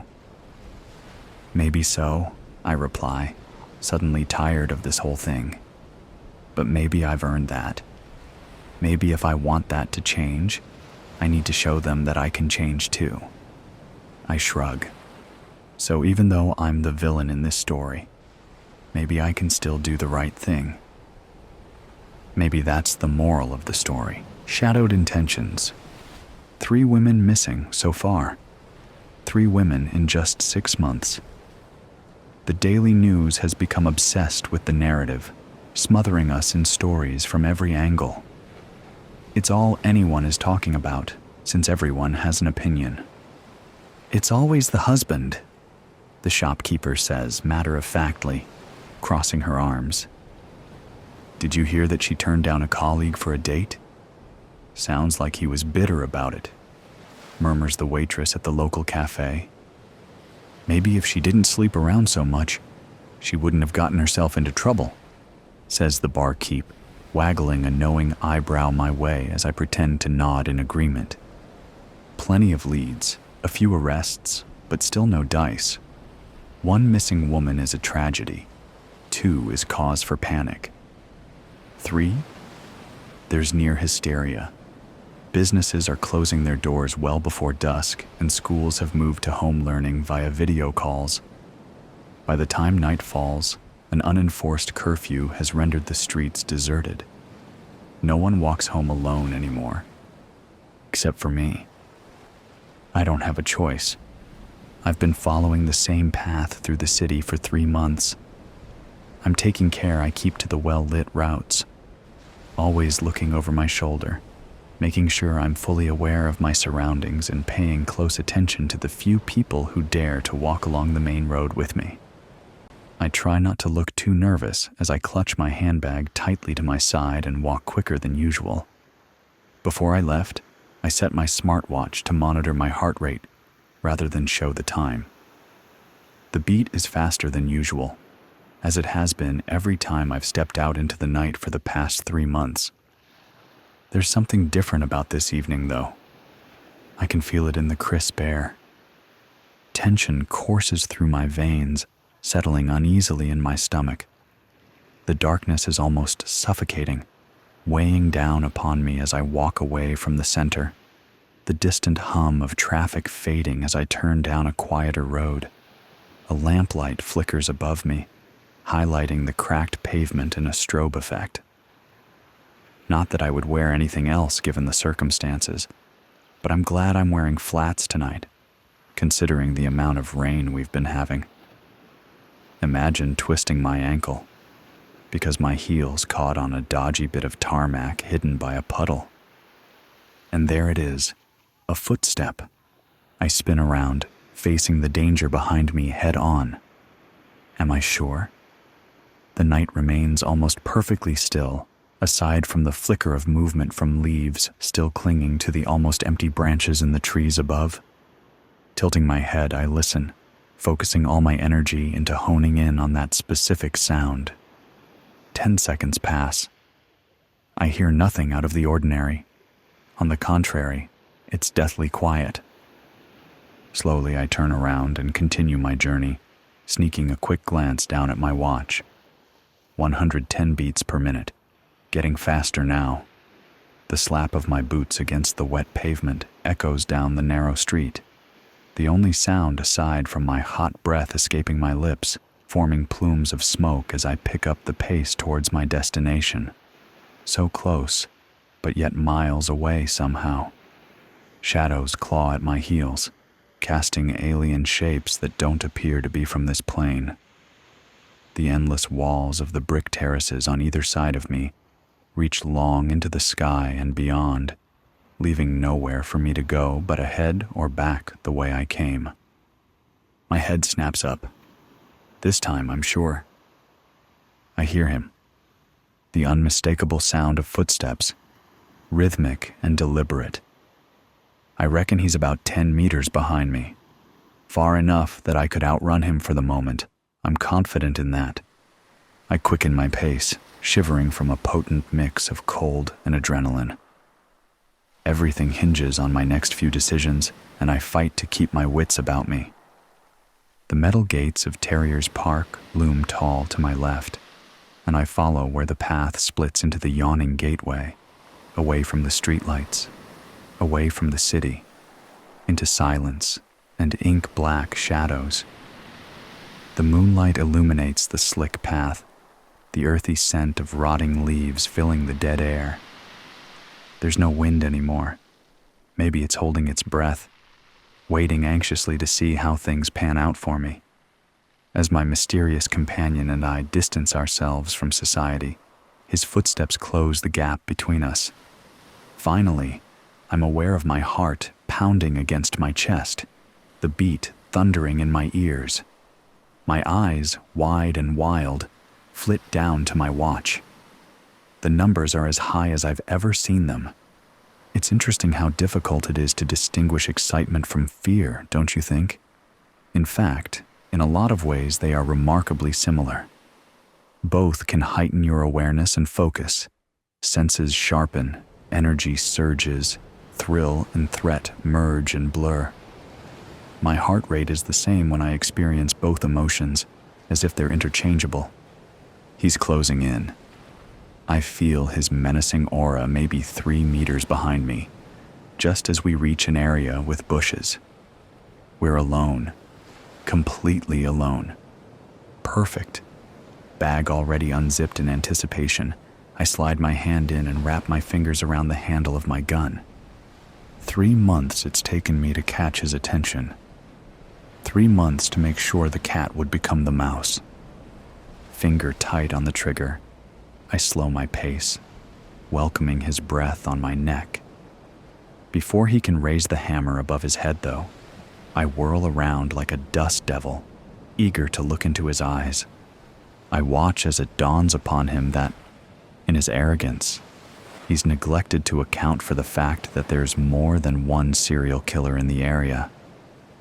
I inhale the cold sweat of fear that pinpricks his brow as he realizes that, after tonight, only one of us will be left standing, and it isn't going to be him. Blind panic sets in, and he runs. I make sure he doesn't get far, the heist connoisseur. I exited the world of Coca-Cola at 2:19 p.m. No sweat, no fear. After all, I've stolen from the greatest museums in the world. That said, my pocket did feel heavier. The one with my phone, which contained a picture of the original Coca-Cola secret formula.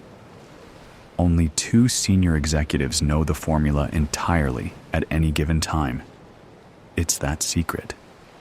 Well, now there are 3. I crossed Baker Street onto Centennial Olympic Park. I scanned without appearing to scan and noticed 2 men in black suits. I increased my pace without drawing attention to myself. Could they be from the museum? Surely not. I would have noticed. Over the last 6 weeks, I've patiently cased the famous tourist trap, working as an electrician, my original calling, before becoming the world's most notorious burglar. I prefer heist connoisseur, but the FBI won't use it. To them, I'm just an ordinary thief. It's so hard to build one's brand. I stopped and sat on a park bench. The suits looked uncomfortable with my sudden inaction. They slowed but maintained their direction. They were following me. My photographic memory flipped through the museum's security personnel, and those 2 were not there. I got up and walked to them. We were surrounded by kids playing, lovers holding hands, and walkers listening to mumbled headphones. These 2 won't make a scene. I, on the other hand, will. It was easier to disappear in chaos. I love pizza on mountain roads if it's December, I said, looking in the opposite direction of the startled pair. What? One of the suits said. Come on. You must give the counter-response or I'm out of here. They both squirmed. I couldn't have shocked them more had I stripped down to my tighty-whities and danced. We don't know what you're talking about. They attempted to move past me, but I intercepted them. All right, enough games. Why are you following me? They looked around as if trying to find the hidden candid camera. Face recognition. We've been sent to verify. Me? Which notorious criminal do I look like? Don Bard. The heist connoisseur. They tensed up. I tipped my hand. Only the FBI and I know that moniker, even if they pretend they don't. The suits drew their guns. I had already seen 2 police officers standing near a hot dog cart, only a stone's throw from us. I shouted "gun" and pointed at the 2 suits. The police officers reacted quickly. "Put the weapons down!" they shouted with their guns aimed at the men in black. The neckties dropped their guns and raised their hands. In the confusion, I disappeared among several walkers running from the chaos. I never looked back, but I overheard the 2 suits yelling, "We're FBI." I must be slipping. I know better than to allow a Big Brother camera to get a full view of my face. Perhaps I'm getting too old for this. It may be time to retire. They say you should retire at the pinnacle of your career. Is there any higher pinnacle than the Coke formula? The suits and cops should have made peace by now. I doubled back and sat on a bench, never leaving the park. The best place to hide is where you begin. No one ever thinks to look where they lost you. Now that I could sit peacefully, it was time to get the nerd working to sell this picture. "I've got the pic," the nerd texted back. "On it." How much is this adventure worth? Coke's retained earnings are a little shy of $75 billion. Imagine $75 billion. Now imagine $100 million. Both are impossible for the average Joe to wrap his brain around. But I've done the math. 100 million is only 0.133% of Coke's available cash. Not even 1%. My phone vibrated. Coke says they won't pay. Not surprised. Move on to other buyers. It's a dangerous game Coke is playing. Someone might buy it. If no one does, I'll fling the formula over the web. Nomads in the Arabian Peninsula will make Coke in their tents. 10 minutes later, Musk backed out. Pepsi still on the fence. I once considered stealing the Mona Lisa. Its estimated value is $1 billion. Coke could buy 75 Mona Lisas, but it won't toss me a measly 100 million. Pepsi got cold feet, afraid of repercussions. Plan C?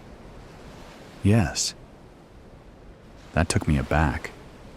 I have enough plans to go through the alphabet twice, but I believed Pepsi would buy it, if for no other reason than to gift it back to Coke as a goodwill gesture.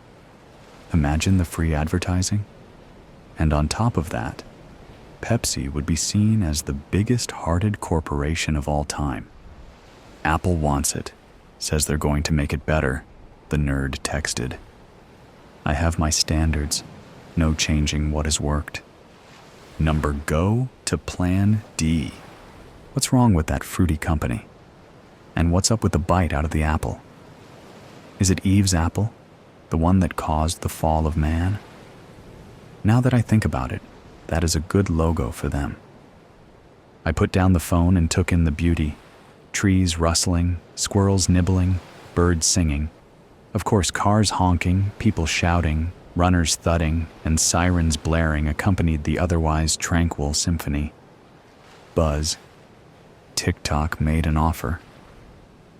I may be a thief, but I'm a patriotic thief. No exclamation mark. I was beginning to believe I'd have to follow through on my threat to release the formula on the web. Then my eyes read the text I was hoping to see. Coke called back, says they will pay. I remained unaffected on the outside, but fireworks went off inside. I was about to score my largest heist. Who knew a soft drink formula would bring in more than crown jewels, famous diamonds, and priceless works of art combined? Well, me, but I hate to toot my own horn. Send the picture. No copy. They will know. The nerd texted. My hand was shaking a bit. I pushed send. Oops. It's been over 6 months since my oops. Since then, the 3 who knew the formula have grown to over 8 billion. Coke attempted a campaign to impugn the release as a hoax. However, it failed after people started to taste the formula's results. I left Atlanta for a mountainous area where there are no Big Brother cameras. My piddly few million will have to suffice for my retired years. How could I continue heisting after such a bumbling mistake? I have to face it. I'm no longer fit to be the heist connoisseur, the thumping. The museum's intercom crackled on with train station static. "Hello, Norville Museum." I ducked at the sound, trying to escape it, cracking my eardrums. He spoke fast, like a sports announcer, at the most critical part of the game. "Welcome to your nightly broadcast from your favorite night guard. As always, we must get the boring things out of the way before we have some fun." His voice trailed up and down with the meter of a radio host. It was well practiced. If there is any other human in this fine establishment other than your Steve and Linda, remember, you are stuffed.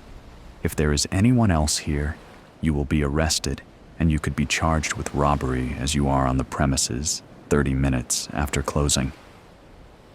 He sounded way too excited for his long night shift. So, if there are any other living souls in this building, we get to start my favorite game. Hide and go, speak. I'll count to 30, and then the game starts. Have fun. I could hear the big generators for each light system shutting off, their cranks getting closer each time until the painting in front of me darkened. As my eyes adjusted to the dim light of the exit sign, his words started to set in my head. "You will be arrested." I couldn't be arrested, not again, and especially not with robbery charges. Over the still air, a whistle was carried from deep within the museum. It tickled my ears with its swinging tune. With the lightest footsteps I could make, I reached the exit sign. Touching the cold metal made my hair stand on end as I gently pressed on the long bar until a loud click crashed through the room like a cymbal. The whistling stopped, and the silence became much louder. I looked around frantically, removing some of my precious light as my hair whipped around my face. If I was caught, I would have to look into my mother's eyes as she said, "I wouldn't be surprised if she did this, Judge." I couldn't hear that again. My eyes caught a big pot in the middle of the room. It was decorated with strips and little dancing people moving across the two-dimensional plane. As carefully as possible, I opened the lid and slipped my first leg into it. My footsteps sounded like a gong as I put my second in and slipped my body past the hole into the pot. Once the lid was over my head, I was in total darkness. Not even putting my hand in front of my face would give my eyes information.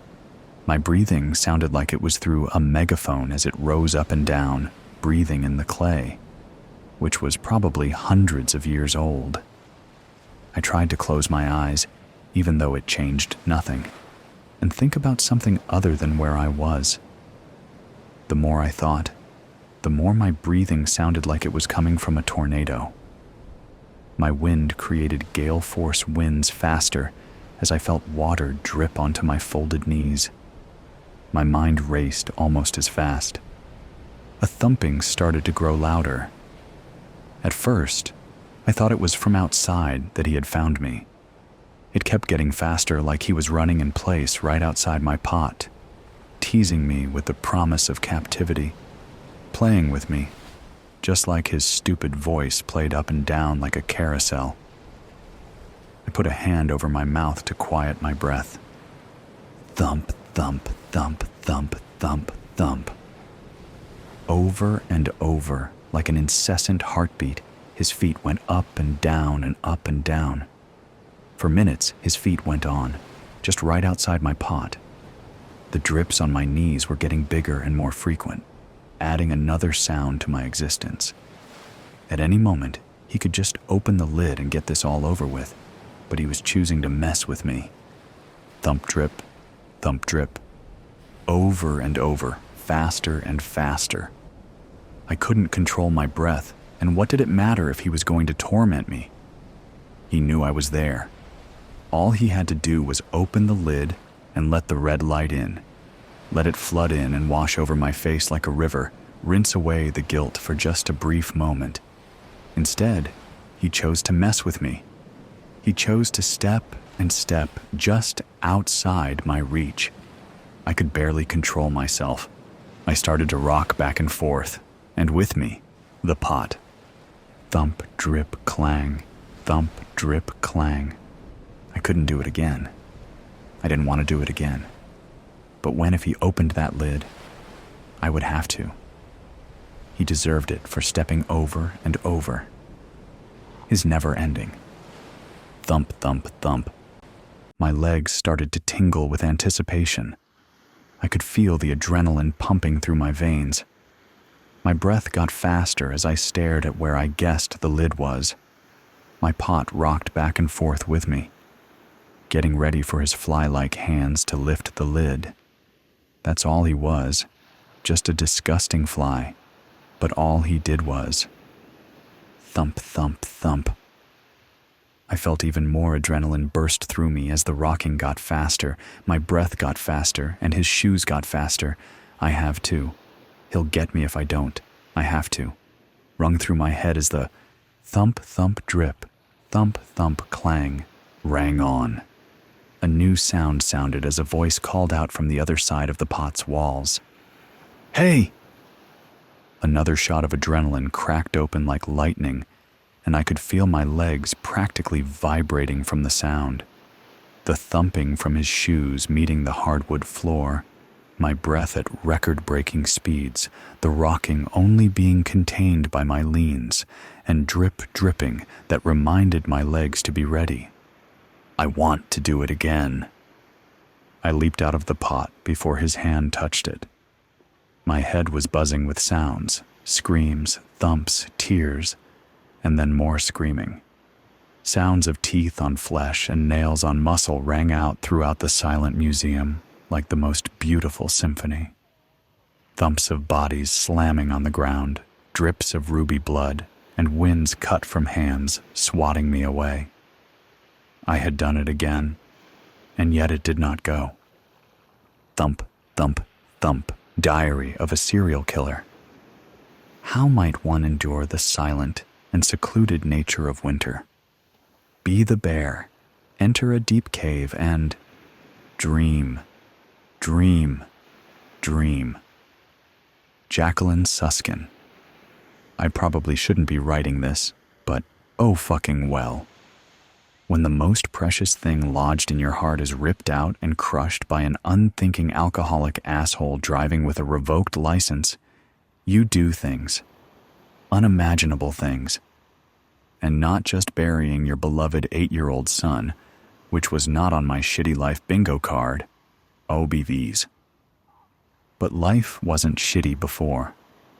The word should be capitalized. Before. No, better yet, the before. Because now, life was rent in two, forever separated by the gaping maw of rage. The before and the after. A fissure of overwhelming grief that quickly cracked, allowing the steaming, boiling lava to emerge from her core. Oh, he would pay. That drunken dickhead. His money won't protect him. Not from me. They gave her the codename Mama Bear, but he never imagined that she was holed up in a cave. On a hunch, he came out to the Pennsylvania woods at night, alone. Common sense, and the FBI handbook, would label his actions reckless at best and suicidal at worst. But he didn't fear for his safety. Mama Bear targeted a certain type of prey. Except for being a male, he didn't fit her profile. Funny, they were both profilers. October snuck up behind him, picking up the crisp air, tossing it around. Playing offense, it switched tactics, threw it toward his face, temporarily snatching his breath. He continued to climb, quiet, crunching under his boots, allowing the patches of clearing and the light of the frosted full moon to guide his steps. He'd reach the cave no matter what. so the easy way was the best way. He put his hand in his front pocket, felt the crumpled page of a diary. The paper crinkled like the fallen leaves underfoot. It was mailed to him at his office. This one, and the other entries. He had the sense to turn in the others, but not this one. Well, most of the others. She vowed to herself that she would abstain from killing for a month, or so she wrote. By his accounts, it was day 30. He hoped her undated entry referred to October. At least he would have a day. One day. It was easier than I thought. I would say too easy. But that motherfucker mowed down my baby like a shirtless, beer-bellied jagoff hurrying to cut the grass before the Buccos game. Maybe it shouldn't be hard. Justice shouldn't be hard. Not in the semblance of a fair world. Leaves skittered and scurried around his legs, tumbling over each other like playing squirrels. He stopped, inhaled deeply. He loved the smell of fall, that last exhale of trees mixing with ripe decomposition. I'm so glad I live in a world of Octobers. He smiled at the memory of his sister quoting Anne Shirley, not so long ago. His smile fell. Not so long ago, yet forever ago. Tragedy has a way of altering time, elongating some parts and compressing others. He looked up through the lattice of bare limbs, a web of gnarled fingers, the indigo sky stitched with rhinestones. Did the stars foretell it? It was the mutable signs of the zodiac: Gemini, Virgo, Sagittarius, Pisces, BTK, Dahmer, Bundy, the ones born at the end of a season, not in the middle, like the fixed signs, like Scorpio, like her. You'd think one was enough, but it wasn't. I realized AA was just one of many. Sure, I settled my score, but what of the other moms? South many, blights, diseases walking the earth, infecting others with their cruelty, their carelessness, their capriciousness. Someone had to bring order, just like Melville Dewey did to book classification. 000 to 999. He considered turning around to walk back down the hill. He turned but didn't move. In the distance, the twinkling lights of downtown Pittsburgh weaved a terrestrial constellation of bridges, one-way traffic, and sundry skyscrapers. The Steel City, just like its people, metal backbones, gritty guts, and honest hearts. He craved a sandwich from Primanti's. Any sandwich. That was the last time he saw her. At Primanti's. The original one. He wasn't one to second-guess himself. His mom drummed it into their heads from the cradle. Trust self first, last, and only. First, last, only. Thanks to the internet and social media, it's not hard to find someone, or their misdeeds. What was once relegated to a diary like this is now vomited onto Twitter, Instagram, Facebook, and YouTube for all to see. Many lap it up, probably because it makes them feel less uncomfortable about their own stupid decisions and meaningless lives. Here for the mindless braggart, many blowhards make for less research when it comes to this side gig. He cracked his neck, onward and upward, one foot in front of the other, crunching leaves, whipping wind, snapping twigs. Up, up, up he climbed. He was getting close. His hand reached towards his front pocket. Again. He read the page dozens of times, just like the rest. He couldn't help it. Just touching the decal-edged diary page brought clarity and understanding. He had to find her first. Could it be that easy? I think this might be my last entry. I knew it was a bad idea, No, make that bad idea, to write things down. But writers write. Fish swim. Birds fly. Dogs bark. Writers write. And mama bears? Well, unless you're bent from birth, looking at you, mutable signs, no one sets out to be a killer. Or, as I like to differentiate, a remover. Scrooge, or Dickens, had it partly right. Decrease the surplus population. He just needed to add of assholes. Decrease the surplus population of assholes. Dangerous, foul, hollow assholes. He neared the ridge. He was getting close. He pulled out the wrinkled diary page. He couldn't help it. The moon illuminated the page, but he couldn't make out the words. Strange glyphs, occultic squiggles, just like those found on the astrological charts she used to interpret. Meaningless symbols to the untrained eye, but metaphysical gold to the mystic. He didn't need to be able to read the entry. He had it memorized. The cave. He could see the entrance. Dark, yawning. An inky maw, just like her rage. He reached into the other pocket for his flashlight. She beat him to it. Her flashlight shone on the ground ahead so as not to blind him. Hey, sis. Hey, bro. What took you so long? Farmhouse dinner. Christina wondered how long she should wait before she reported her husband missing. 2 days seemed too soon, but a week too long. Who would take a whole week to notice their husband missing? She held her hot cocoa in both hands, sipping it slowly as she watched the gentle flakes drifting through the pine trees. The first cold snap of the season had come with several inches of snow, and it covered the ground in a white, soft blanket. She loved being alone in her kitchen, and had spent the morning rearranging her utensils, the pots, and her knives for practical use. Everything had a place, and a place for everything. Christina looked around her small house, the contour of her entire world. She didn't miss him.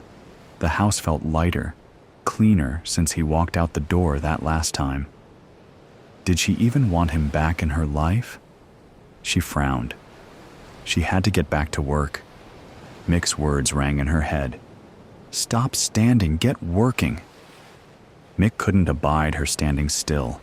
Everyone and everything on the farm had to have a use. Mick, of course, accepted. He could sit around and drink, complaining the world had it in for him. She put on Mick's thick flannel jacket, much better than her own, only slightly too large, and checked on the chickens, tossing seeds to them, then the few sheep, all safe in the barn. She looked around at what needed fixing, potential improvements. New opportunities for the old equipment clicked through her mind, adding to the long list. She lifted a bale of hay high to drop in the feed chute. The years of farm labor had made her body strong. Once back inside, she looked in the refrigerator. The meat she had pulled out from the deep freezer had thawed, and so she added spices, putting it in the oven with yellow potatoes and peas. She wiped the clean, pristine counter, then looked around at the sparkling kitchen, frowning at the lingering cigarette smoke smell, still recognizable underneath the pine sol she had dosed the room with. It had been 3 days since Mick had walked out of the door, and that seemed about right. She sat down at the kitchen table in front of the phone on the wall, smoothed her faded blue gingham dress as if they could see her, then called the police. My husband Mick is missing, she said, surprised at the real tears rolling down her cheek. She did miss Mick, his warm body and his gentle laugh. She missed him like she missed being a little girl when she would wear pretty dresses, dreamt of a prince to marry, and her future loomed bright on the horizon. Except those days were gone, just like Mick.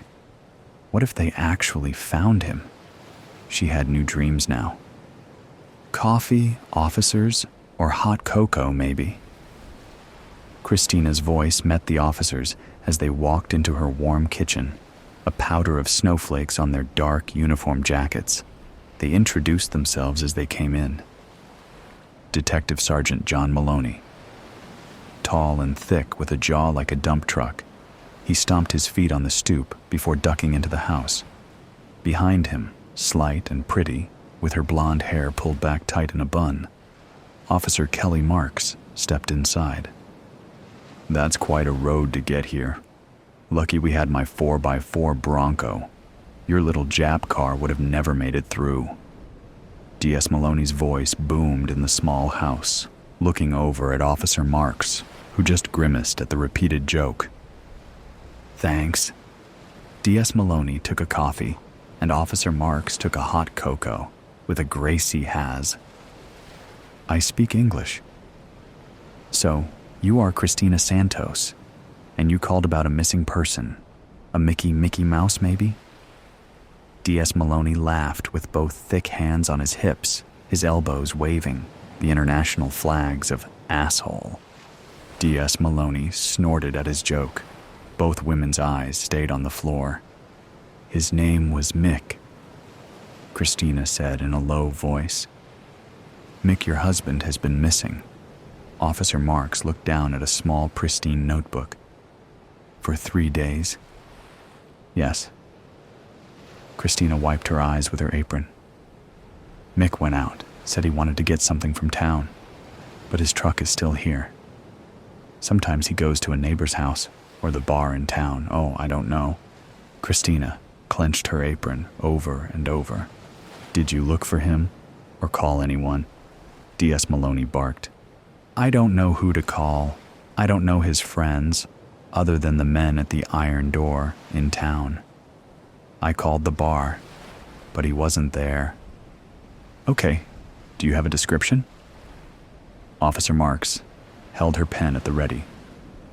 We can call the local hospitals, other police stations to see if he has turned up. Well, he's a bit taller than me, has dark hair and thicker. She put her arms out, forming a large belly. And his face? Christina squinted one eye closed and turned her face into a deep scowl. Oh. Office Marks turned away with a frown. Mean mug. Any idea where he could be? D.S. Maloney looked in a cupboard, as if the missing man had been put with the canned peaches instead of the tins of sardines.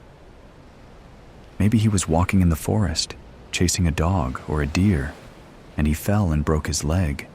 Christina mimed her leg collapsing, hopping, and then, in the snow, she wrapped her arms around herself and shivered. Or a wolf got him. Her strong hands turned into a biting wolf, attacking Officer Marks's arm, who leapt back from the snarling, yapping fingers. But most likely, he'd just run off, tired of me. Christina's chin fell into her chest. D.S. Maloney and Officer Marks caught each other's eyes. I'll check outside. You look around in here. D.S. Maloney leaned into Christina's face. It's okay we look around, right? Nothing to hide? Officer Marks meandered through the house, rubbing her finger on a shelf and then looking at her dustless glove. She opened a tall door in the kitchen, then her eyes went wide. She pulled a broom out of the closet. What's this? D.S. Maloney walked back in. The new snow covered any possible evidence. I found the meat freezer. You're well stocked for the winter, so that's good. I didn't see much else. Officer Marks held up a well-used broom with dark red coloring on the end of the handle. My broom, Christina offered. Is this blood? D.S. Maloney took the broom, his eyes blazing. Sometimes. Christina's hands squeezed her apron against sharing her secret shame. Mick used that if the kitchen wasn't clean enough. Officer Marks looked around the kitchen with her eyes raised. We're going to test this for blood. You want to change your story? No, you can see. Christina pulled her hair back to show a gash, dried blood still dotting the wound. I cleaned up the rest. She collapsed in a chair. Mick used to be helpful, but we lost so many sheep with the scrapie outbreak. Then with his drinking, I wasn't allowed to leave, just work the farm. Mick wanted me to do so much, but he did nothing but drink and curse and hit. Christina fell into deep sobs, her face in her apron. He just wasn't any use, don't you see? D.S. Maloney looked away, then his nose lifted into the air. Well, that smells good. What is that? Christina looked up. That's dinner. I thawed some meat. I needed to cook it. She stood up and looked in the oven. It's done now. I can't eat it all. I had hoped Mick would come home for dinner, but... Christina pulled a long roast out of the oven, the meat pulling back from the bone. Rosemary and thyme filled the kitchen with the aromas from the well-cooked meat. Do you want some? We can't let anything go to waste on a farm. D.S. Maloney looked at Christina, his eyes narrow, and then smiled. Heck yeah, I'm starving. Sitting at the table, he had a large napkin tucked into his shirt collar, a knife in one hand, a fork in the other. We can't do any more searching now. It is too dark and cold. He belched, loudly. This is real good, by the way. I have an idea. He pointed his fork at Officer Marks. Back at the station you call around, hospitals, other police stations. I bet he's in someone's drunk tank sleeping off a bender. Good idea, sir. Officer Marks's eyes swept the ceiling before turning to Christina. I thought this would be lamb, since you have a sheep farm, but it is something different. Christina looked up. Her mouth dropped open before she clenched her teeth. Pig, she muttered. A little tough, but pretty good, I agree. She stood up and went to her refrigerator. I have more. She pulled out several bundles and rolled and taped butcher paper. Here is some ground meat. I can't use it all. You should take it. D.S. Maloney pulled off his napkin as he stood up and took the packages. We'll contact you when we have anything further. He nodded and left the kitchen. Officer Marks jumped up to follow D.S. Maloney outside. Sir, there was obviously a fight in that kitchen. I read a story once about a wife who killed her husband with a frozen lamb chop and then fed it to the officers who came to interview her. Do you think... D.S. Maloney narrowed his eyes at Officer Marks before shaking his head. That's the dumbest thing I ever heard of. There is no body. No, he just left. Not that I blame him. She's not all there. He spun his finger around his ear. Officer Marks stepped back inside. Christina stood at the sink, washing a large meat cleaver. We're going to go. Thanks for the meal. Officer Marks headed for the door, then turned back. You know, I had the craziest idea that you killed your husband with that meat you served us to get rid of the evidence. Christina's mouth dropped open. Oh, that would have been so much easier. Christina shook her head and leaned back into the sink to get to work on the dishes and her new life, Neptune's lair.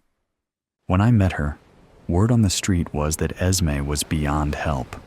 Her friends called her crazy and borderline. By the religiously inclined of former times, she might have been thought of as demon-possessed. During drunken fits, she'd get into fistfights or threaten to throw herself from freeway overpasses. She walked a thin line and repeatedly upset rumors of her demise, taking immense pride in being what she called stronger than dirt. She had a breathalyzer in her car. 2 years ago, she'd overturned her Hyundai in an incident where she was discovered to be 3 times over the legal blood alcohol limit. She made financial ends meet by renting her body out for clinical trials, hoping the entire time that she'd taken placebos instead of the experimental medications upstart pharmaceutical companies produced for everything from bipolar disorder to angina. There were times she'd come home from one of these lab rat money runs with side effects, bad ones, but they'd eventually subside and she'd make jokes about how at least she hadn't become the victim of sudden death syndrome.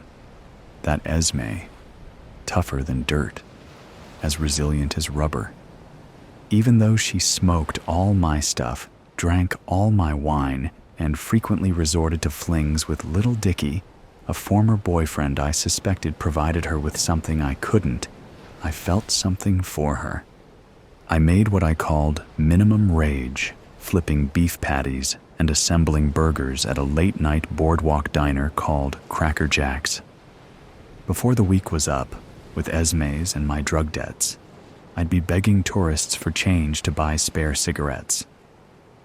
For a while, we resided in a tent on the rooftop of a building where Desmond Tutu Phillips, a friend since freshman year in high school, was the apartment building manager.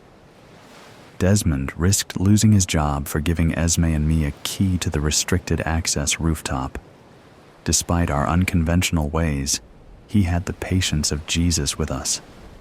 Even so, I'd still piss over the side of the building, and Esme would relieve herself where and whenever convenient. When we got too grungy, we'd take care of our hygiene needs at the showers meant for beachgoers. At night, we read copiously by battery-operated lantern light and shared a predilection for somber stuff. Our favorites were Rimbaud, Baudelaire, Camus, and Hamid. When we tired of the Cracker Jack's grub, I'd bring to our squatter pad.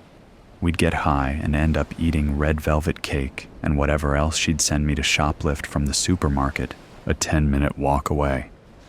On the stroll back home, paranoid from the nearly toxic cosmic kush, and with my backpack stuffed with our pilfered renegade sustenance, I'd be startled by the sounds of passing cars, thinking a cop was sooner or later bound to stop me for stealing Esme's and my daily booze and bread.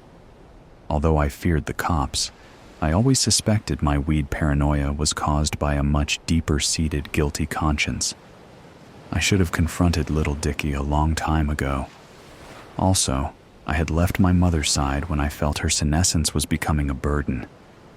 There's no way I had the resolve or character to be the caregiver for an aging parent.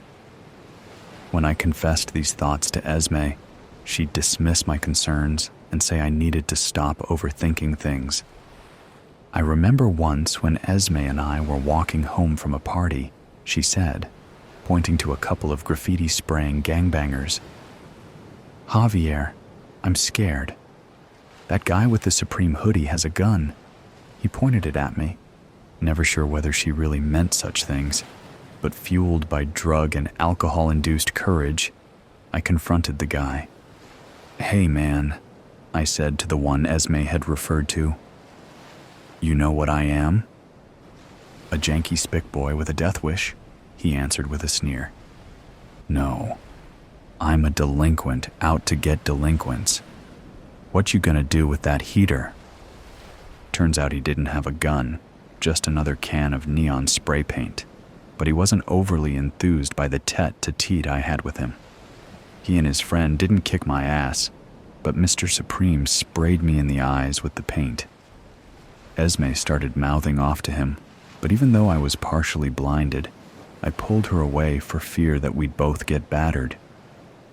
Those are the kind of stupid things I'd do for Esme, but the important thing to me was she would call me things like her ballsy little soldier and lavish me with affection after I'd go out on a limb for her. I put blood, sweat, and tears into the relationship, and rarely did I think it wasn't worth it. The end of our star-crossed romance began after Esme came back from the free clinic where Dr. For the People, Randolph Hamilton, told her she had cervical cancer. After she heard the diagnosis, Esme became determined to go out with a bang. She began visiting little Dickie more frequently. She demanded I steal tequila instead of wine from the supermarket, and when she drank the Patron I'd bring to our squatter's abode. Her temper became hair-trigger sensitive. The only respite I'd get from her gloomy rages would come when I'd invite her to the beach when the moon was full. Apparently, little Dickie had something against doing things that smacked of romance or chivalry with her. Moonlit midnight swims in the Pacific were one such pastime Dickie didn't seem to have a taste for. On the nights Esme and I'd sink our toes into the wet sand while the moon's phantasmagorical light reflected onto the dark side of the earth, she'd momentarily forget about her terminal diagnosis. She'd also forget about her mortal condition whenever we'd watch movies at the rooftop squat. I don't know if it's the case with most people, but when I'm high and watching a good flick, I'll hear messages in the movie's dialogue. I'll also interpret anything someone says out loud about the film to have personal relevance. I've heard these phenomena are called thoughts of reference by those in the field of mental health. Schizophrenics have them, but I guess when I'm high, I might get a little schizophrenic. Makes me wonder why I keep smoking the cosmic kush. But one night, while viewing Scarface with Esme for the 5th or 6th time, she said something along the lines of, "God, it's just so good. I can't get enough of it."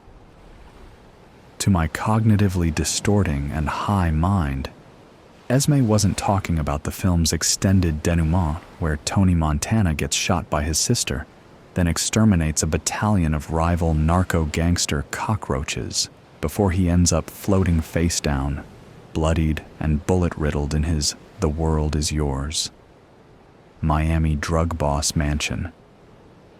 No, Esme wasn't talking about the film. My mind interpreted her statement as referring to her relationship with little Dickie.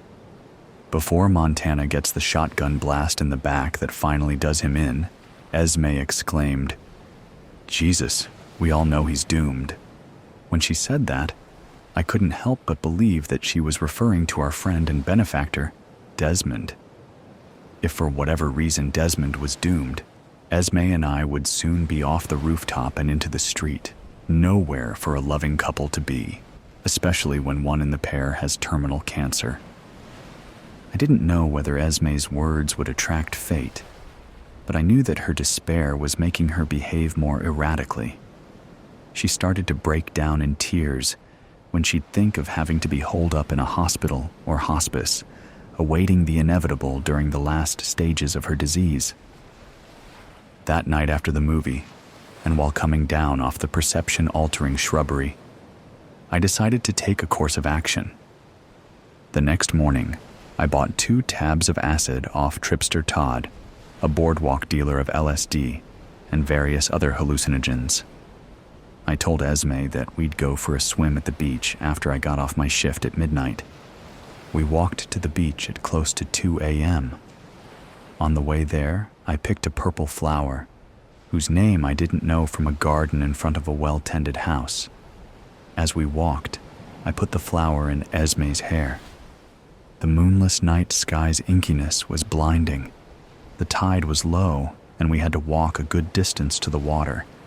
There was no one on that portion of the beach except for us. As she dipped down into the waters ahead of me, Esme expressed her gratefulness for not having any open wounds, given that a recent outbreak of carnivorous bacteria made coastal immersions risky for bathers thusly exposed. Before going waist-deep into the water, I surreptitiously took the 2 tabs of LSD I'd bought from Tripster. After letting the acid dissolve, I gave Esme a prolonged French kiss. In little time, my vision, swayed by the acid, started playing tricks on me. Although there was virtually no light on the beach, my eyes summoned a warm, radiant glow in the heavens above. "Jav, I feel funny," said Esme. I splashed her with water and told her that she was okay, that everything was going to be okay. I knew what I had to do. I played out a dialogue in my mind where I said, "You need to confess," and asked her why she was always going to see little Dickie. In my mind, she responded, "My lips are sealed." "That's exactly what they aren't," my courageous imagination told her. We were up to our solar plexuses in the ocean. I took hold of her shoulders and dunked her beneath. She came up, laughed, then giddy from the acid, childishly said, "Jav, I'm going to die." I said, "No, you're not, love. You're going to live forever. Remember, Esmeralda Lucero is tougher than dirt."